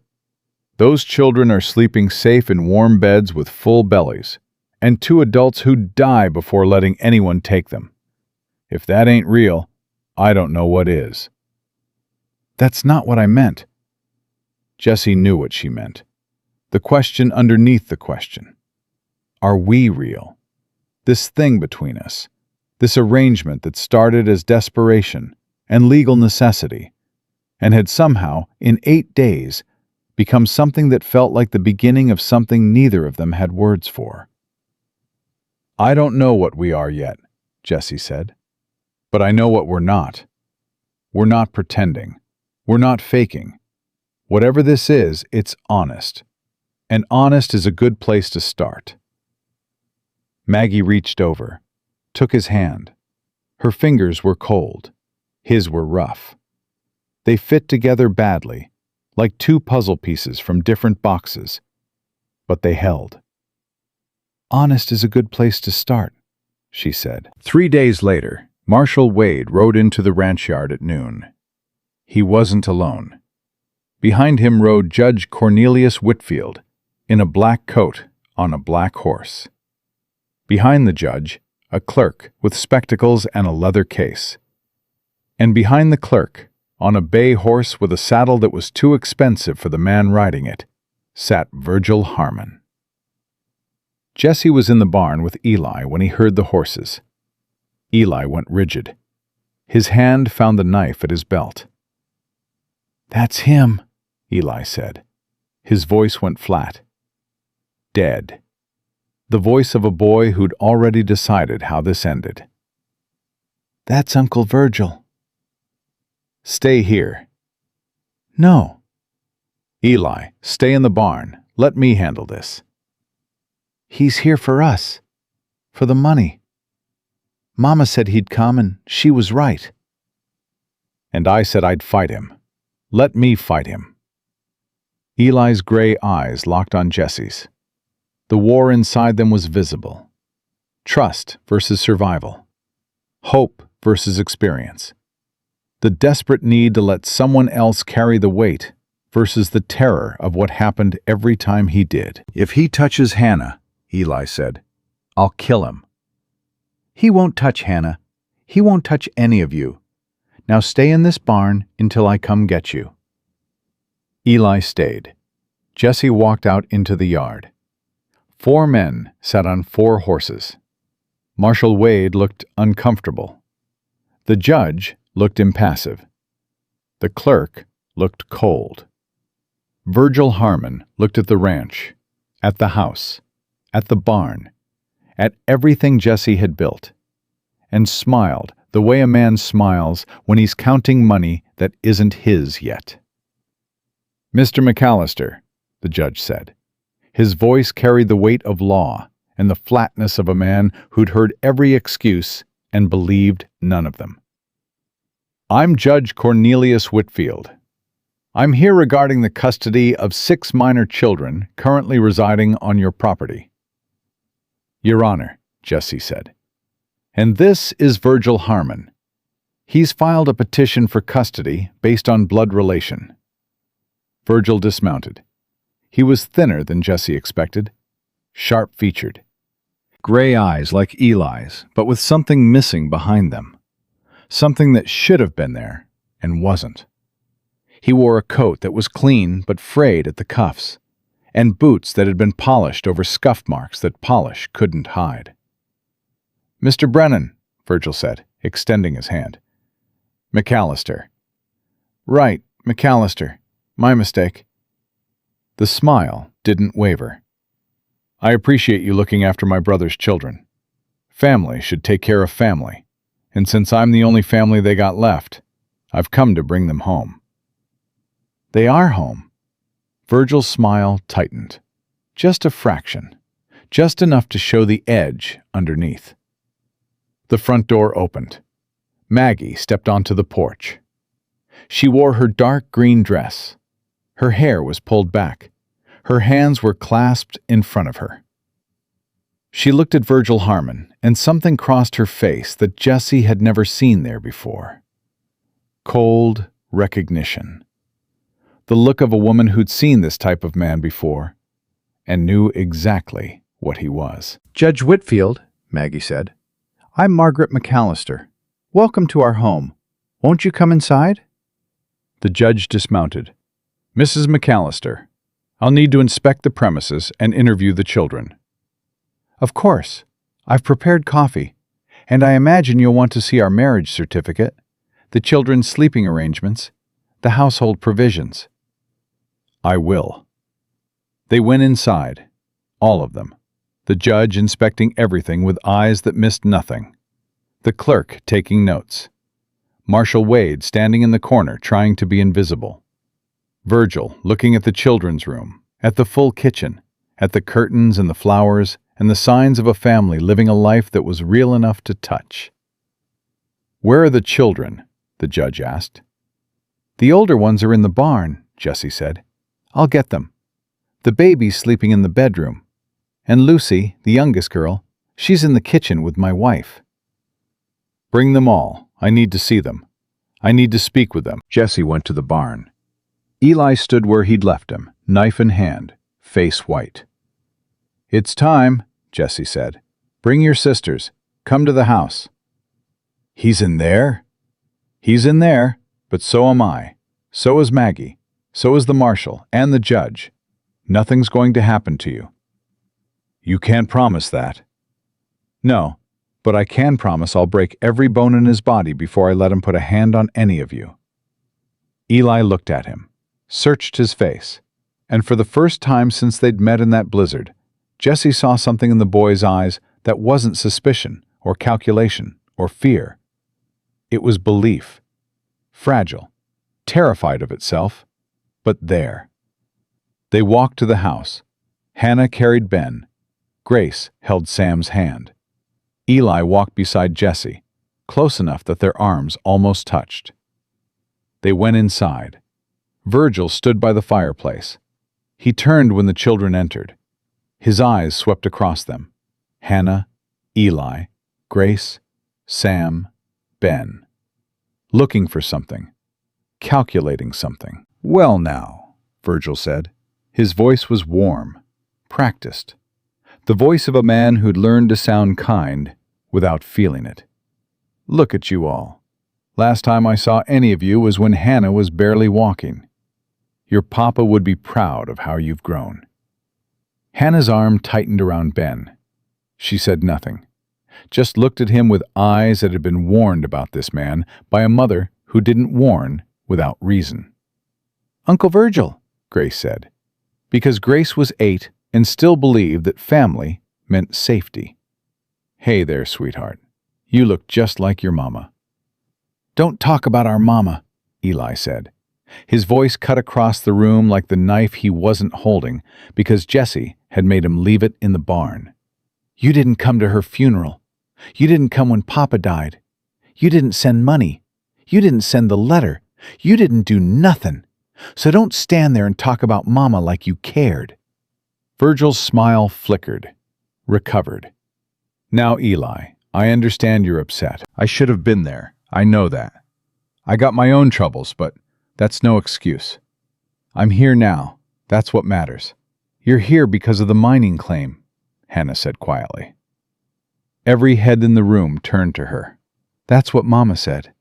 She said if you ever showed up, it would be for the money, not for us." The room went still.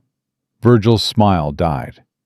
For 1 second, the mask slipped, and Jessie saw what was underneath. Not evil, something worse. Desperation. The desperate calculation of a man who needed something from people who had every reason not to give it. "Your Honor," Virgil said, turning to the judge, "I don't know what these children have been told about me, but I'm their bloodkin, their only bloodkin, and I have a legal right to petition for their custody." "You have a right to petition," Judge Whitfield said. "That doesn't mean the petition will be granted. I can provide for them. I got a place in Nevada, got work." "What kind of work?" Maggie asked.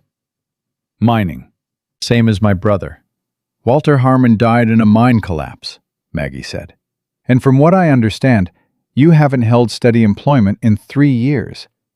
You have gambling debts in 2 territories. You were arrested in Carson City last April for fraud.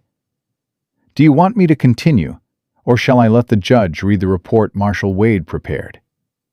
Virgil's face went white, then red. His eyes cut to Wade. The marshal met his gaze and didn't flinch. "That report is lies," Virgil said. "It's court records," Wade said quietly. "Public information. Filed and documented." "Judge, this is a setup. This woman, this stranger, she married McAllister 2 weeks ago. 2 weeks! You're going to tell me that's a real marriage? That's a scheme. A trick to steal my brother's children and their inheritance." "Mr. Harmon," Judge Whitfield said. His voice was ice. "I will determine what is real and what is not. That is why I am here." The judge turned to the children. His eyes softened. "Not much, but enough. I'd like to speak with each of you privately," he said, starting with Hannah. Hannah looked at Jesse. He nodded. She handed Ben to Maggie. The transfer was smooth, natural. The unconscious trust of a girl who'd learned in 2 weeks that this woman would hold her brother as carefully as she did. Hannah followed the judge into the study. The door closed. Virgil stood by the fireplace. His hands shook. He shoved them in his pockets, looked at Eli, at the boy who'd called him out in front of a judge and a marshal. Something ugly moved behind his eyes. "You always were a difficult boy," Virgil said under his breath. "Just like your father." Eli didn't respond, just looked at him. Gray eyes meeting gray eyes. The same color, the same family. But everything behind them different. Jesse moved, 1 step, placed himself between Virgil and the children. Didn't say a word. Didn't have to. The message was clear. 20 minutes later, Hannah emerged. Her face gave nothing away. The judge called Eli next, then Grace, then Sam, who came out after 5 minutes, with red eyes but a straight back. He didn't call Lucy.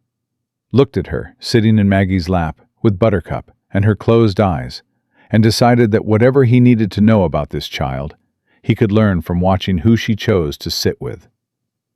The judge called Jesse and Maggie together. Virgil was told to wait outside. He went, but not before looking back at the children one last time. Not with warmth, with inventory. Counting what he stood to gain. Counting what he stood to lose. The study door closed.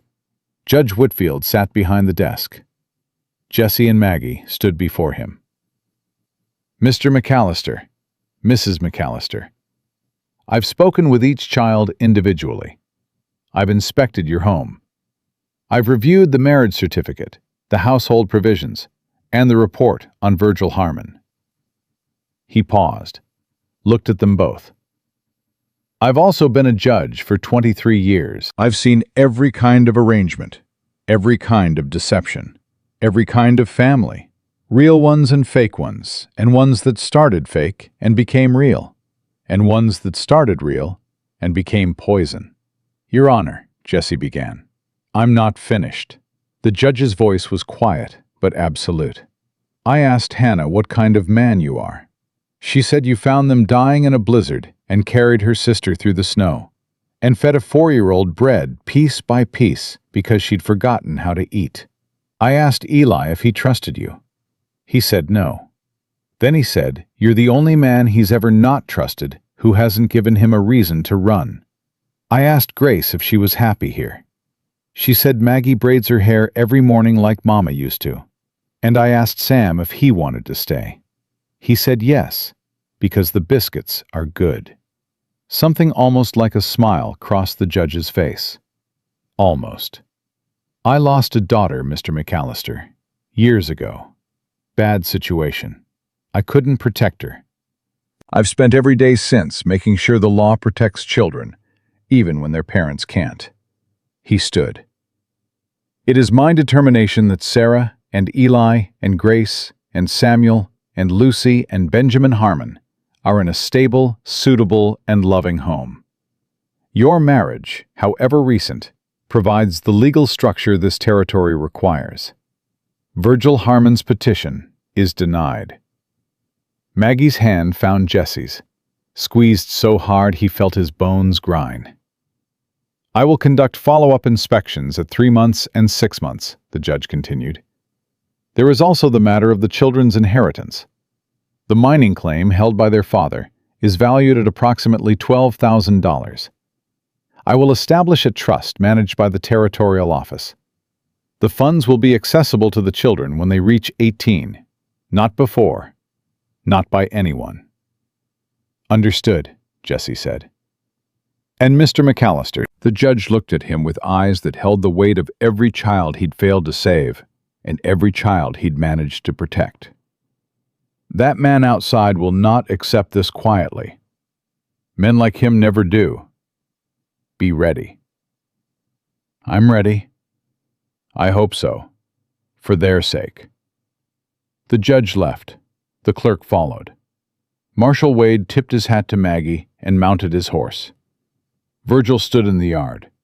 He watched the judge's carriage pull away, watched Wade ride after it. Then he turned to Jesse, who stood on the porch with Maggie beside him and 6 children behind them. The mask was gone. No smile, no warmth. Just the raw, desperate calculation of a man who'd lost a game he thought was rigged in his favor. This ain't over, McAllister, Virgil said. His voice was low, controlled, the kind of control that comes right before control breaks. Blood is blood. The law changes. Judges change. I got rights to those children, and I got rights to what their father left them. You got nothing, Jesse said. And if you come near these children again, you won't need a judge. You'll need a doctor.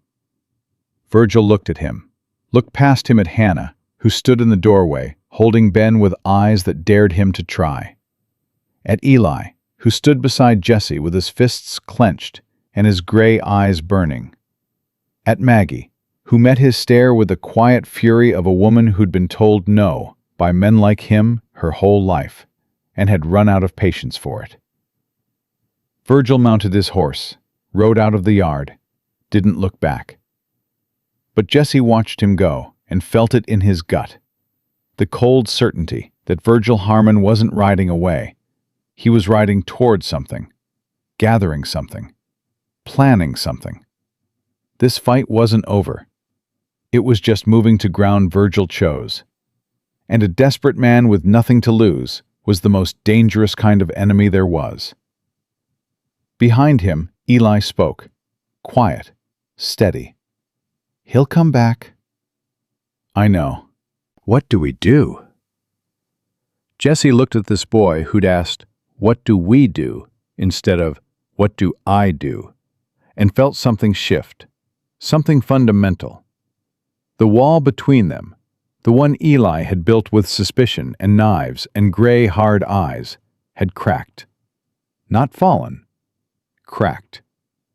And through that crack, for the first time, Eli was looking at Jesse not as a stranger or a threat or a temporary solution, but as someone who might stand and fight beside him. "We get ready," Jesse said. "Together." Eli nodded once. Then he did something he'd never done. He stepped closer to Jesse, close enough that their shoulders almost touched, and he stayed there. 2 weeks passed. The ranch settled into rhythms that felt less like routine and more like breathing. Morning chores at 5. Eli beside Jesse in the barn, checking hooves, forking hay, learning the language of horses through silence and repetition. The boy didn't talk much, didn't need to. He showed up every morning in the dark, with his boots on and his hands ready. And that was its own kind of conversation. Hannah cooked breakfast with Maggie. Side by side at the stove, 2 women in a kitchen, 112 and 131, passing flour and cracking eggs, and slowly, carefully, learning to share space without stepping on each other's grief.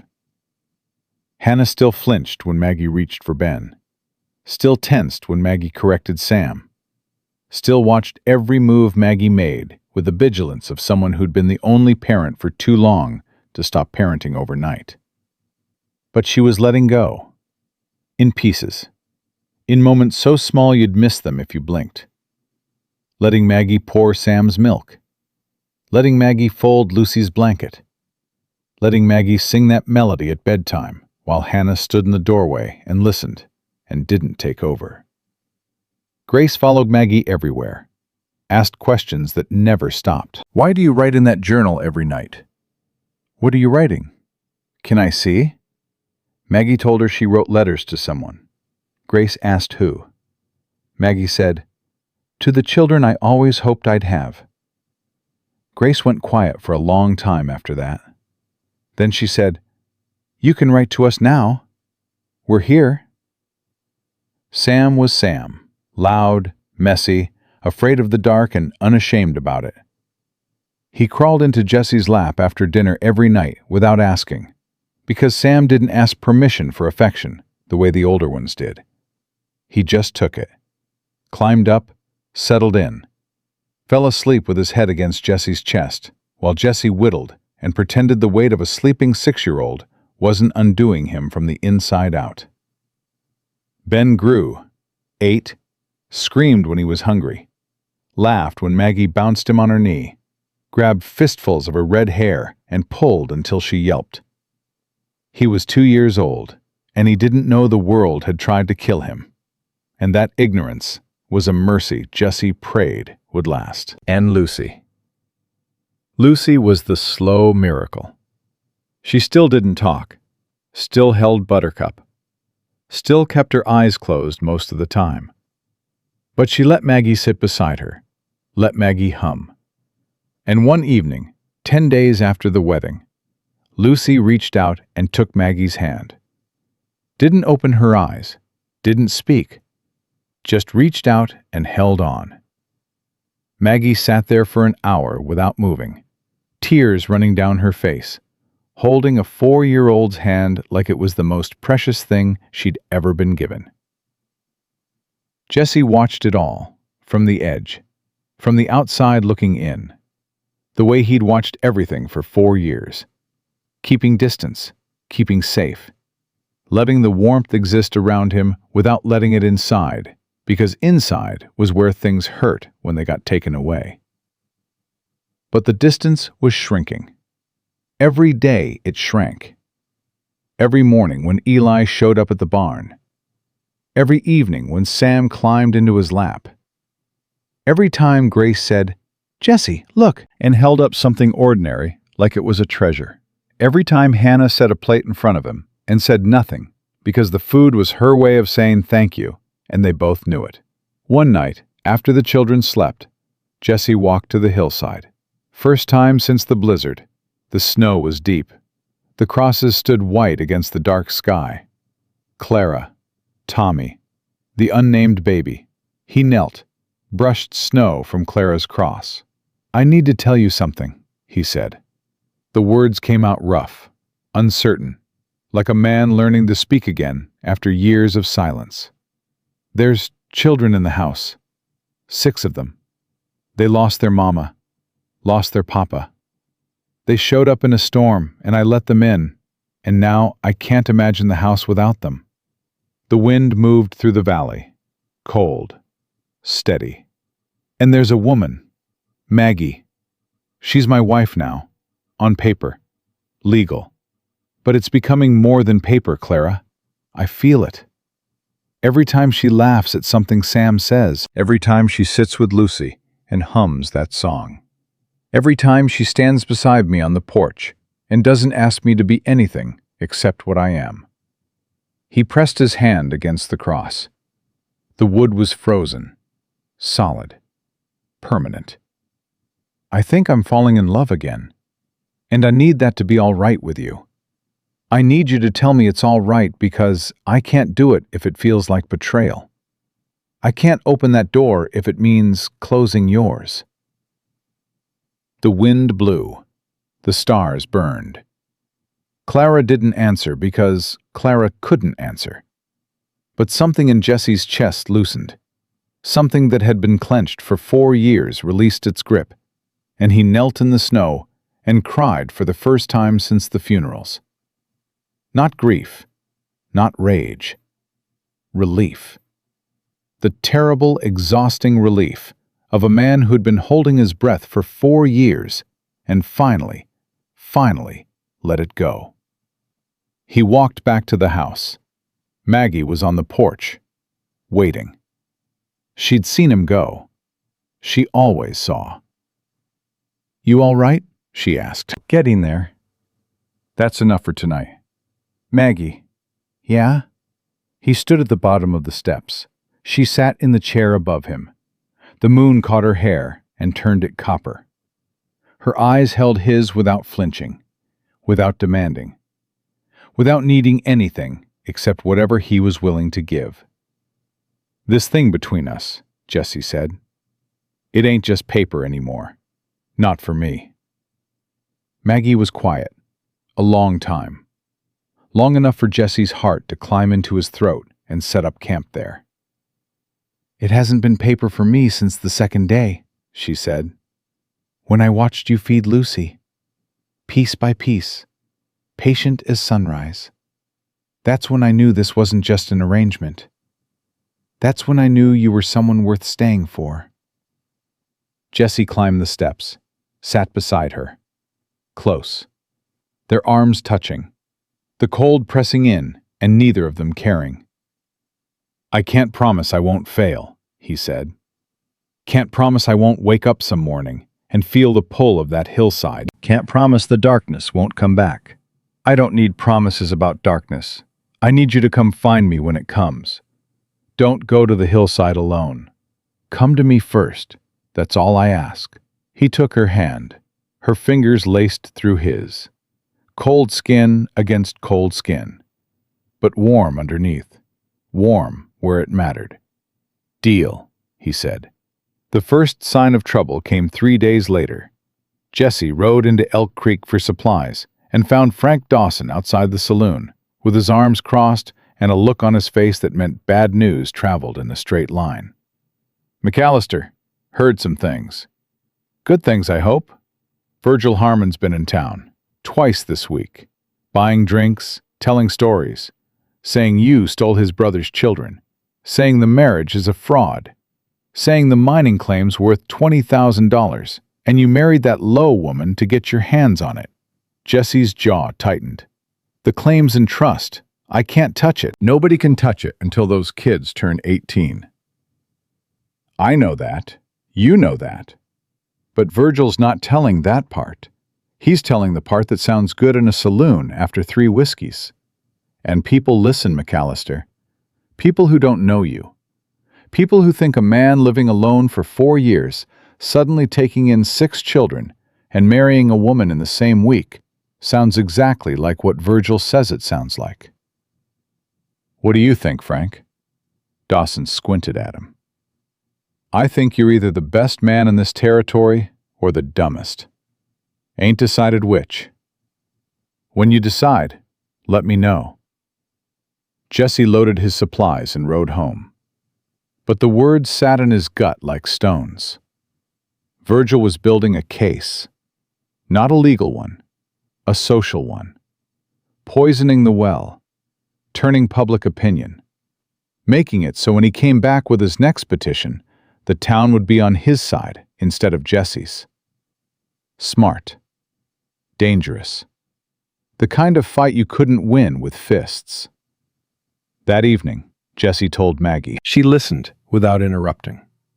When he finished, she stood up from the table, walked to her room, and came back with a leather journal. "What's that?" Jesse asked. "Every transaction Virgil Harmon has made in this territory for the last 3 years. Every debt, every lawsuit, every time he was thrown out of a saloon or a gambling hall or a boarding house. I've been collecting records since the day he rode into our yard." Jesse stared at her. "How?" "I run a general store. I talk to every merchant, every traveler, every mail carrier who passes through. Information is currency, Jesse, and I've been saving up. You knew he'd come back. Men like Virgil always come back. They don't stop until they get what they want, or until someone makes them stop. And you're going to make him stop. Maggie opened the journal. Pages of notes in her sharp handwriting. Dates, names, amounts. A map of a man's failures laid out in careful ink. Not just me, she said. I wrote to a lawyer in Helena, James Wakefield, best in the territory for custody cases. He's riding out next week.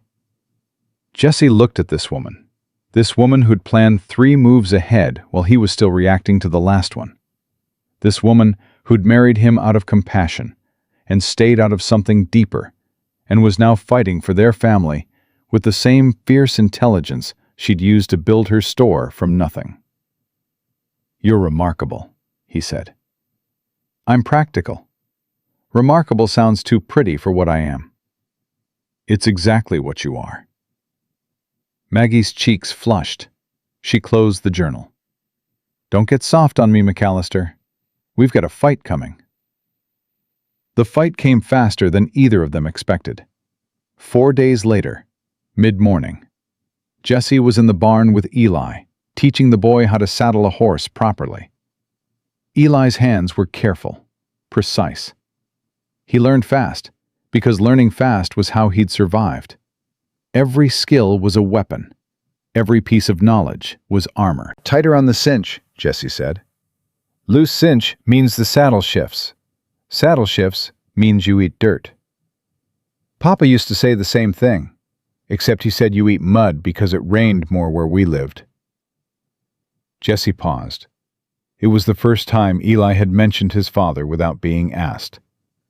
The first time he'd offered a memory instead of guarding it. "Your papa taught you well." "He taught me everything useful.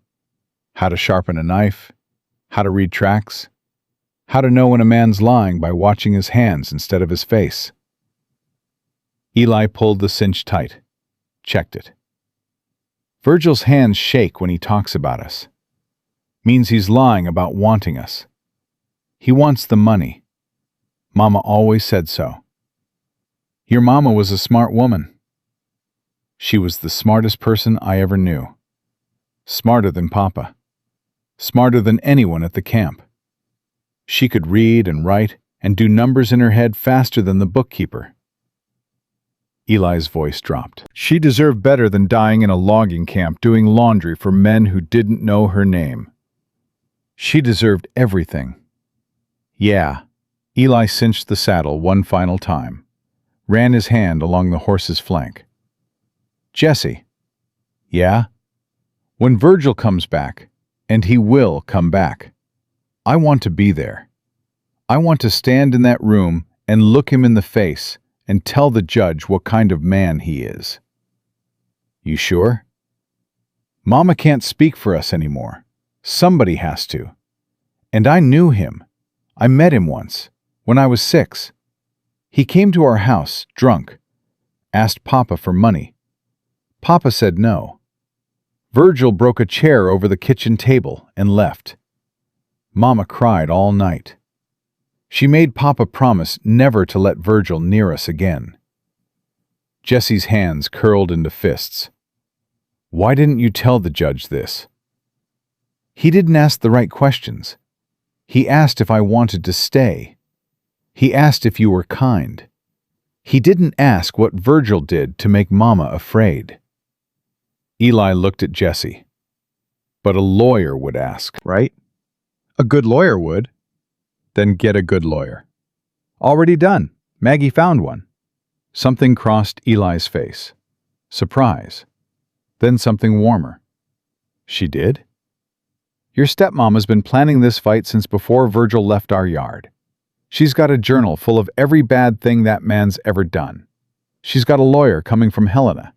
She's got half the merchants in the territory ready to testify." Eli stared at him, processing, recalculating, adjusting the equation he carried in his head about who could be trusted and who would fail. "She's fighting for us," Eli said. Not a question, a realization. The slow, stunned realization of a boy who'd been fighting alone for so long he'd forgotten other people could fight too. "We're all fighting for you. Every one of us." Eli turned away, faced the horse. His hand rested on the animal's neck. His shoulders trembled once, just once, then stilled. "I never had that before," he said quietly. "People fighting for me. It was always me fighting for them. For Hannah, for Grace, for Sam and Lucy and Ben. Always me. Not anymore." "How do I know that? How do I know you won't stop?" "Everyone stops eventually. Papa stopped when the mine fell on him. Mama stopped when the fever took her. How do I know you won't stop?" Jesse walked around the horse, stood in front of Eli, looked down at this boy with his gray eyes and his knife, and his 10 years of learning that love was temporary and safety was a lie. "I was standing on that hillside with a loaded gun," Jesse said, "trigger halfway pulled, ready to quit everything. And I heard you screaming, your voice, out in that storm. And I put the gun down, and I walked into a blizzard, because something in that sound told me there was a reason to keep going. You're that reason, Eli. You and your sisters and your brothers. You're the reason I'm still breathing." Eli's chin trembled. His wall cracked. Not fell. Cracked, but wider than before. Wide enough that something got through. Something that looked like the boy he used to be before the world taught him to be a soldier. "I'm tired," Eli whispered. "I'm so tired of being strong." "Then stop, just for a while. Let me be strong. Let Maggie be strong. You be 10 years old. That's all we're asking." Eli broke. Not loud, not dramatic. Just broke. The way ice breaks in spring. Slowly and then all at once. He pressed his face against the horse's neck and sobbed with his whole body. 4 years of grief and 9 months of carrying a family, and 2 days of walking through a blizzard, and every moment since his papa died, when he told himself he couldn't cry, because crying meant weakness, and weakness meant his sisters would die. Jesse put his hand on the boy's back. Didn't pull him close, didn't force comfort, just stood there with his hand on Eli's shoulder and let the boy fall apart against a horse that stood perfectly still, as if the animal knew that sometimes the kindest thing you could do was just not move. When it passed, Eli wiped his face on his sleeve, straightened, sniffed hard, didn't look at Jesse. "Don't tell Hannah," he said. "Wouldn't dream of it. Or Grace. Not a soul. Or Sam, especially not Sam. He looks up to me. If he knew I cried, he'd think the world was ending." "The world ain't ending, Eli. It's just starting over." Eli finally looked at him, red-eyed, raw, stripped down to something honest and young and desperately, painfully hopeful. "You really think we can beat him, Virgil?" "I think we've got a family full of people who've survived things that should have killed them. I think we've got a woman who planned 3 steps ahead before the fight even started. I think we've got a lawyer riding in from Helena and a judge who already ruled in our favor once. And I think we've got you. A boy who walked through a blizzard and didn't stop. Who carried his baby brother against his chest and kept him warm with nothing but his own body. Who picked up a knife at 10 years old and stood guard over 5 lives because nobody else would." Jesse put his hand on Eli's shoulder, squeezed. "If Virgil Harmon thinks he can beat that, he's dumber than he looks."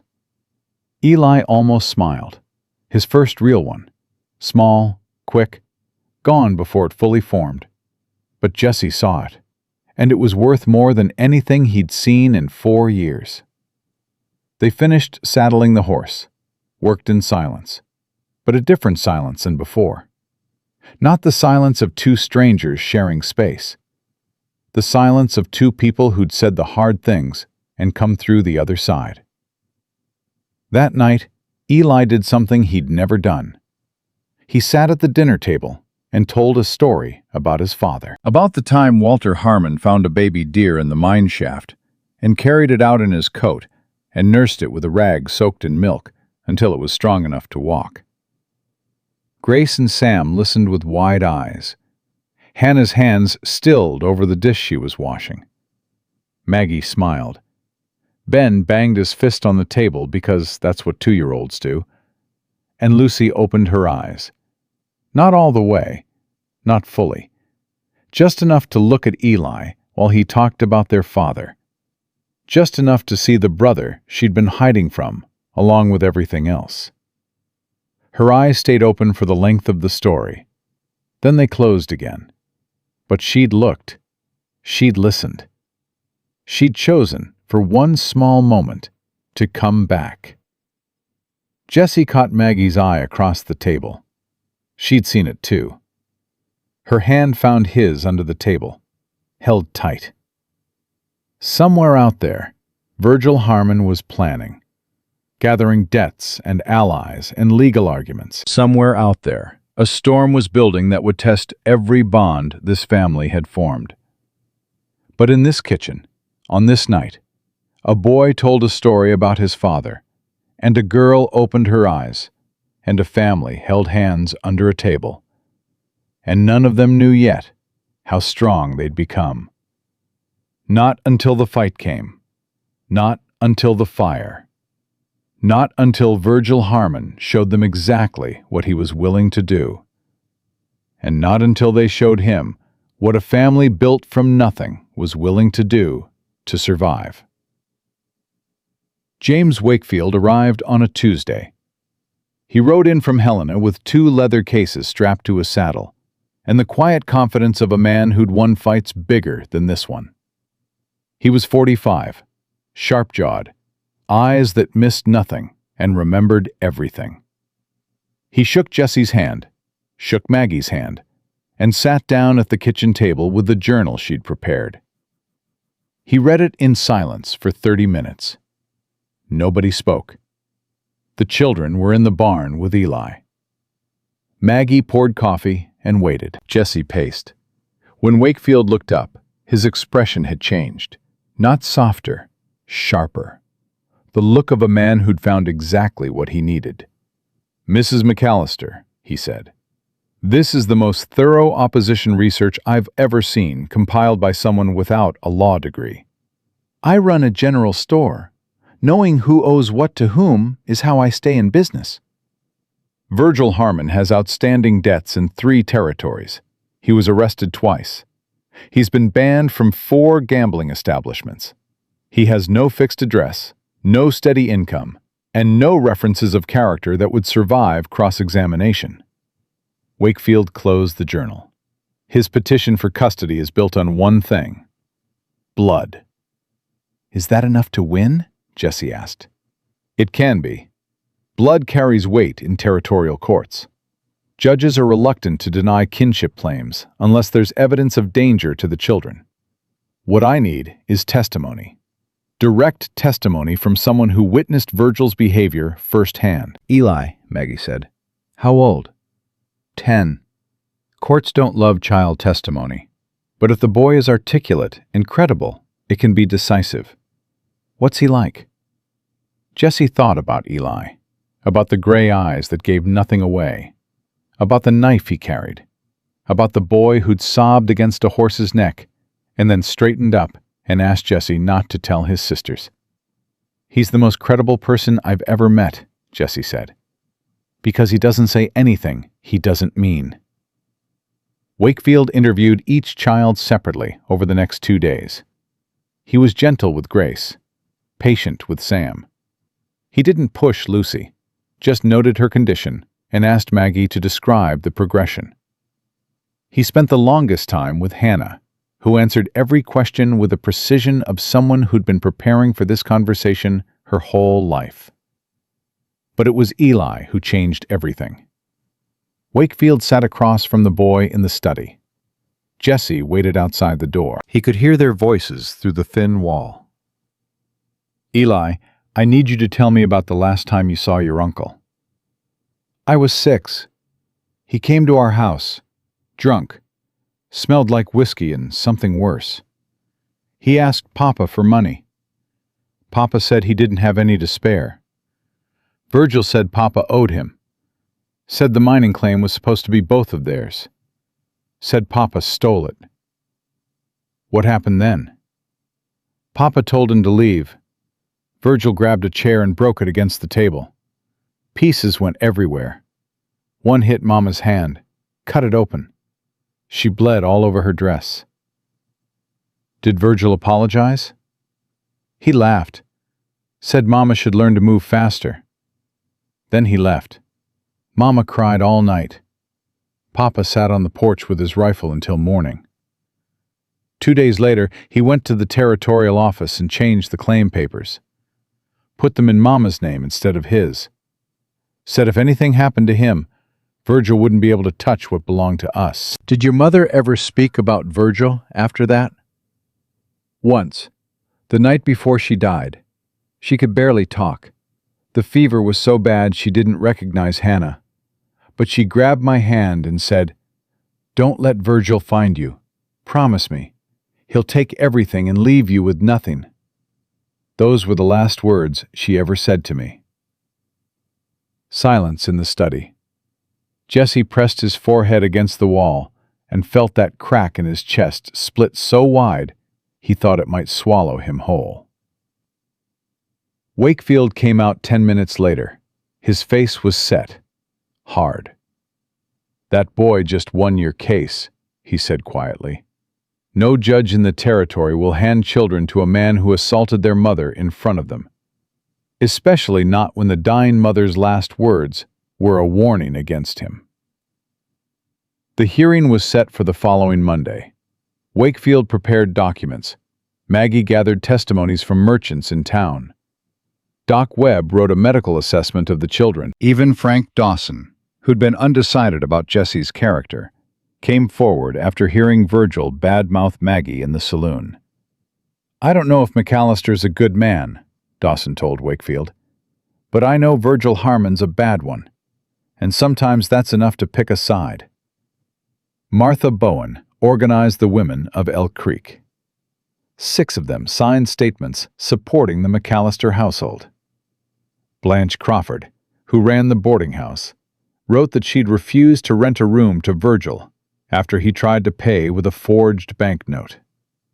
Sarah Chin, who managed Maggie's store, testified that Maggie had been planning to adopt children for years, that the marriage wasn't a scheme, but the fulfillment of something Maggie had wanted her whole life. The night before the hearing, Jesse couldn't sleep. He walked to the porch, found Hannah already there. She sat in the rocking chair, with her knees pulled to her chest, staring at the dark. "Can't sleep either?" Jesse asked. "Haven't slept right since Mama died. Every time I close my eyes, I see her face, the way it looked at the end, like she was already somewhere else, and her body just hadn't caught up yet." Jesse sat beside her. "I know that look. Saw it on Clara's face. Saw it on Tommy's. You never forget it." "Does it get easier?" "The remembering doesn't, but the living does. Slowly. So slow you don't notice it happening. Then one day you laugh at something and realize you haven't laughed in months, and it doesn't feel like betrayal anymore. It just feels like laughing." Hannah was quiet.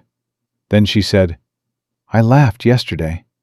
Grace said something funny about the chickens, and I laughed before I could stop it. And then I felt guilty. Like laughing meant I was forgetting Mama." "You're not forgetting her. You're surviving her. There's a difference." "Jesse." "Yeah?" "If tomorrow goes wrong, if the judge changes his mind, if Virgil wins—" She stopped, swallowed. "I'll take them. All 5 of them. I'll take them, and we'll run. I've done it before. I can do it again. You won't have to. But if I do, then I'll come find you, every time. I'll come find all 6 of you and bring you home. That's not a promise about tomorrow. That's a promise about always. Hannah reached over, took his hand, squeezed once, let go. "Mama would have loved you," she said. "She would have said you're the kind of man who does the right thing, not because it's easy, but because the hard thing and the right thing are always the same thing." She went inside. Jesse stayed on the porch. Maggie came out a few minutes later, sat beside him. Neither of them spoke. They just sat together in the dark and listened to the silence and let it be enough. Monday morning. The hearing was held in the church because Elk Creek didn't have a courthouse. Reverend Carter cleared the pews. Wakefield set up a table at the front. Judge Whitfield sat behind the pulpit, which served as his bench. The clerk took his position with his pen and paper. Virgil arrived with a lawyer from Carson City, a thin man named Phelps, with a reputation for winning ugly cases through uglier tactics. He smiled at Wakefield.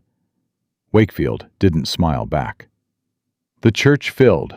Martha Bowen, Doc Webb, Frank Dawson, Sarah Chen, half the town.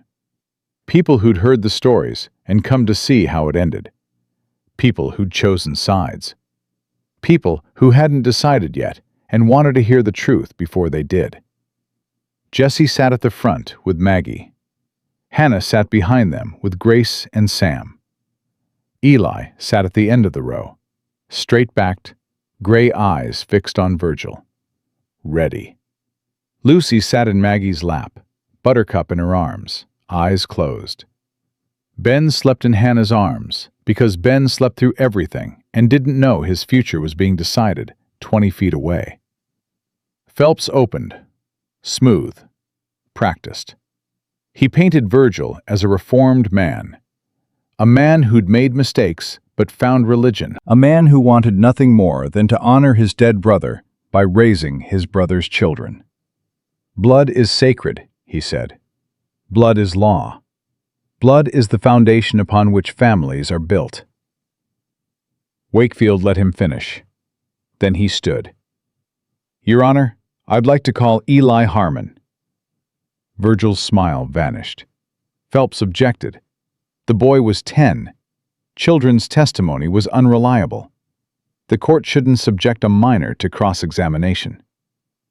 "The court will hear the child," Whitfield said. "Objection overruled." Eli stood, walked to the front, sat in the chair beside the judge's bench. He looked small in it, a 10-year-old boy in a chair built for adults.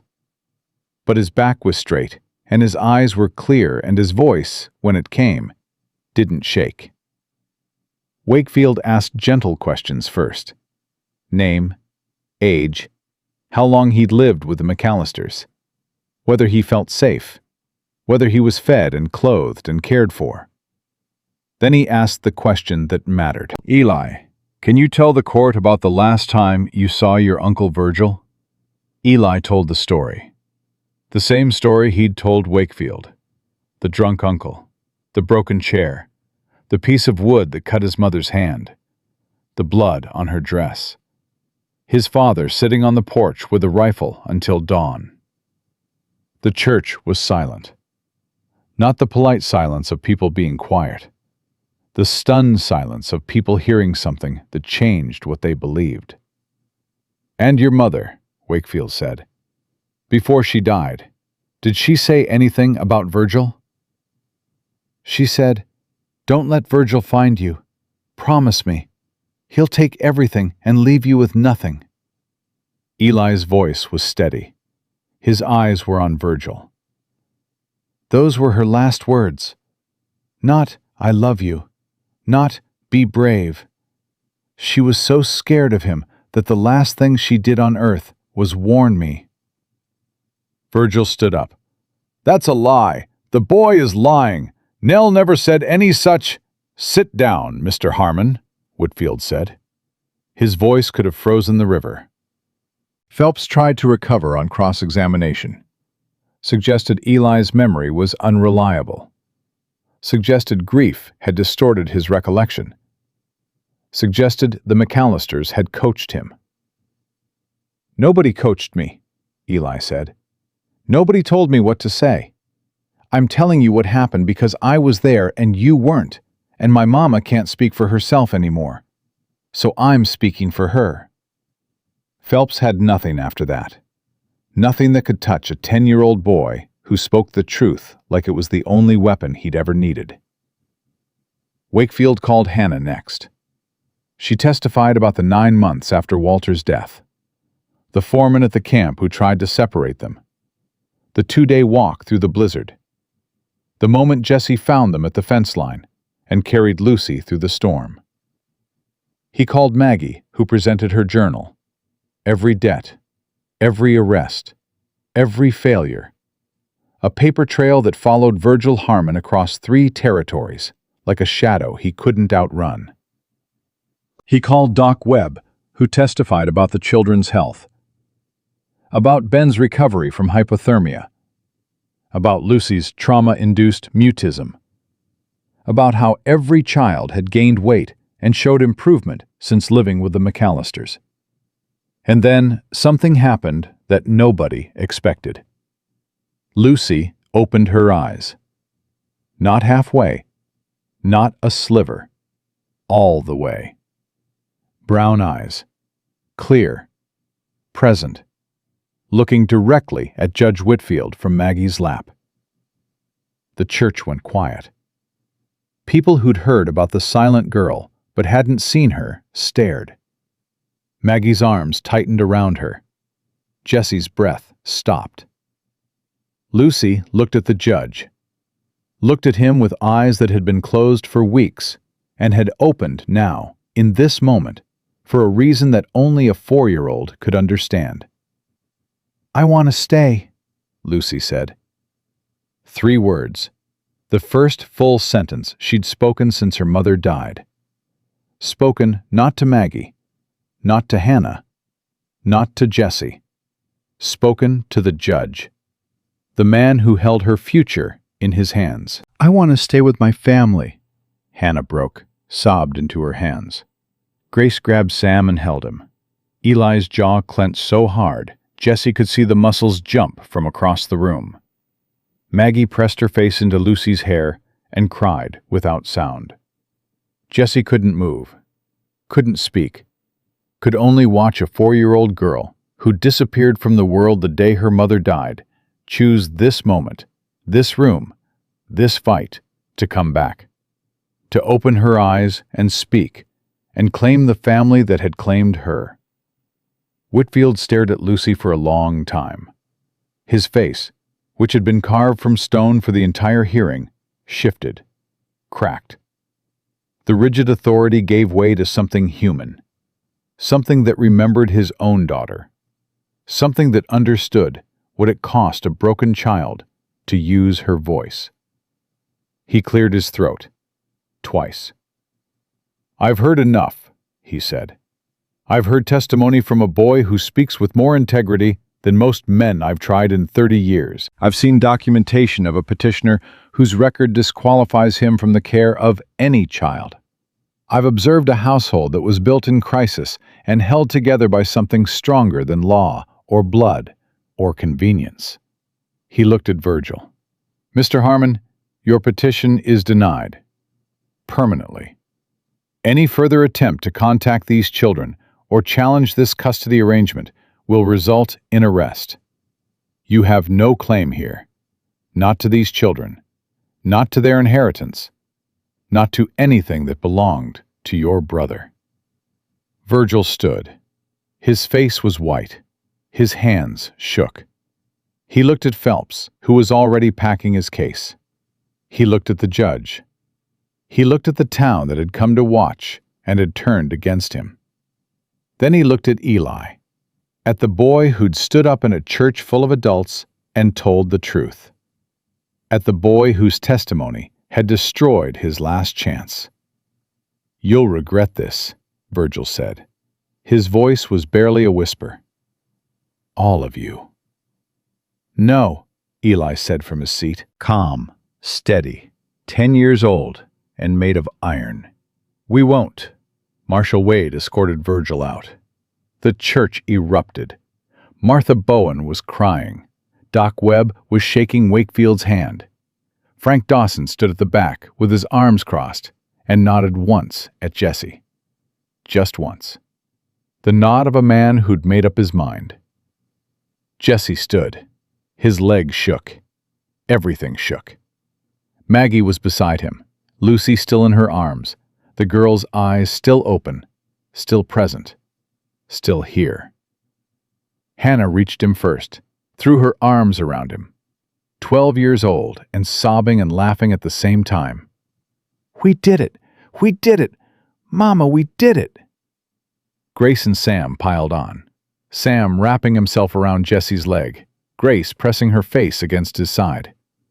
Ben waking up from the noise and wailing because that's what babies do when the world gets too loud.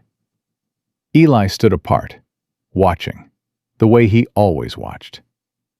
Jesse looked at him over Hannah's head, held out his hand. Eli walked forward, took it. Jesse pulled him in. The boy resisted for 1 second, one final second of the wall holding. Then it fell. All of it. Every brick, every stone, every piece of armor he'd built since his father died. He pressed his face against Jesse's chest and held on like a boy drowning and finding solid ground. They stood like that in the church, all of them. 8 people tangled together, crying and laughing and holding on so tight that nothing, not law, not blood, not grief, not time, could pull them apart. That evening they rode home, all of them in the wagon. Maggie beside Jesse on the bench, Hannah holding Ben. Grace and Sam singing a song Grace had made up about biscuits. Eli at the tailgate, legs swinging, face turned up to the sky. Lucy sat in Maggie's lap, eyes open, watching the world go by like she was seeing it for the first time. She hadn't closed them since the courtroom. Hadn't spoken again either. But her eyes were open. And that was a beginning. When they reached the ranch, Jesse helped everyone down. The children went inside. Maggie started dinner. The house filled with the sounds of ordinary life. Sam arguing with Grace. Hannah telling Sam to stop arguing with Grace. Ben banging a spoon on the table. Eli feeding the horses. The clatter and noise and beautiful chaos of a family. Jesse walked up the hillside, one last time. The snow was thinner now, February giving way to the first whispers of spring. The crosses stood where they'd always stood. Clara, Tommy, the baby.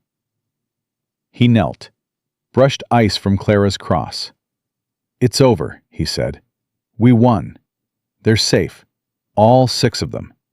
And Maggie, Clara, she's something. You'd like her. You'd tell me I was lucky, and you'd be right." He touched Tommy's cross.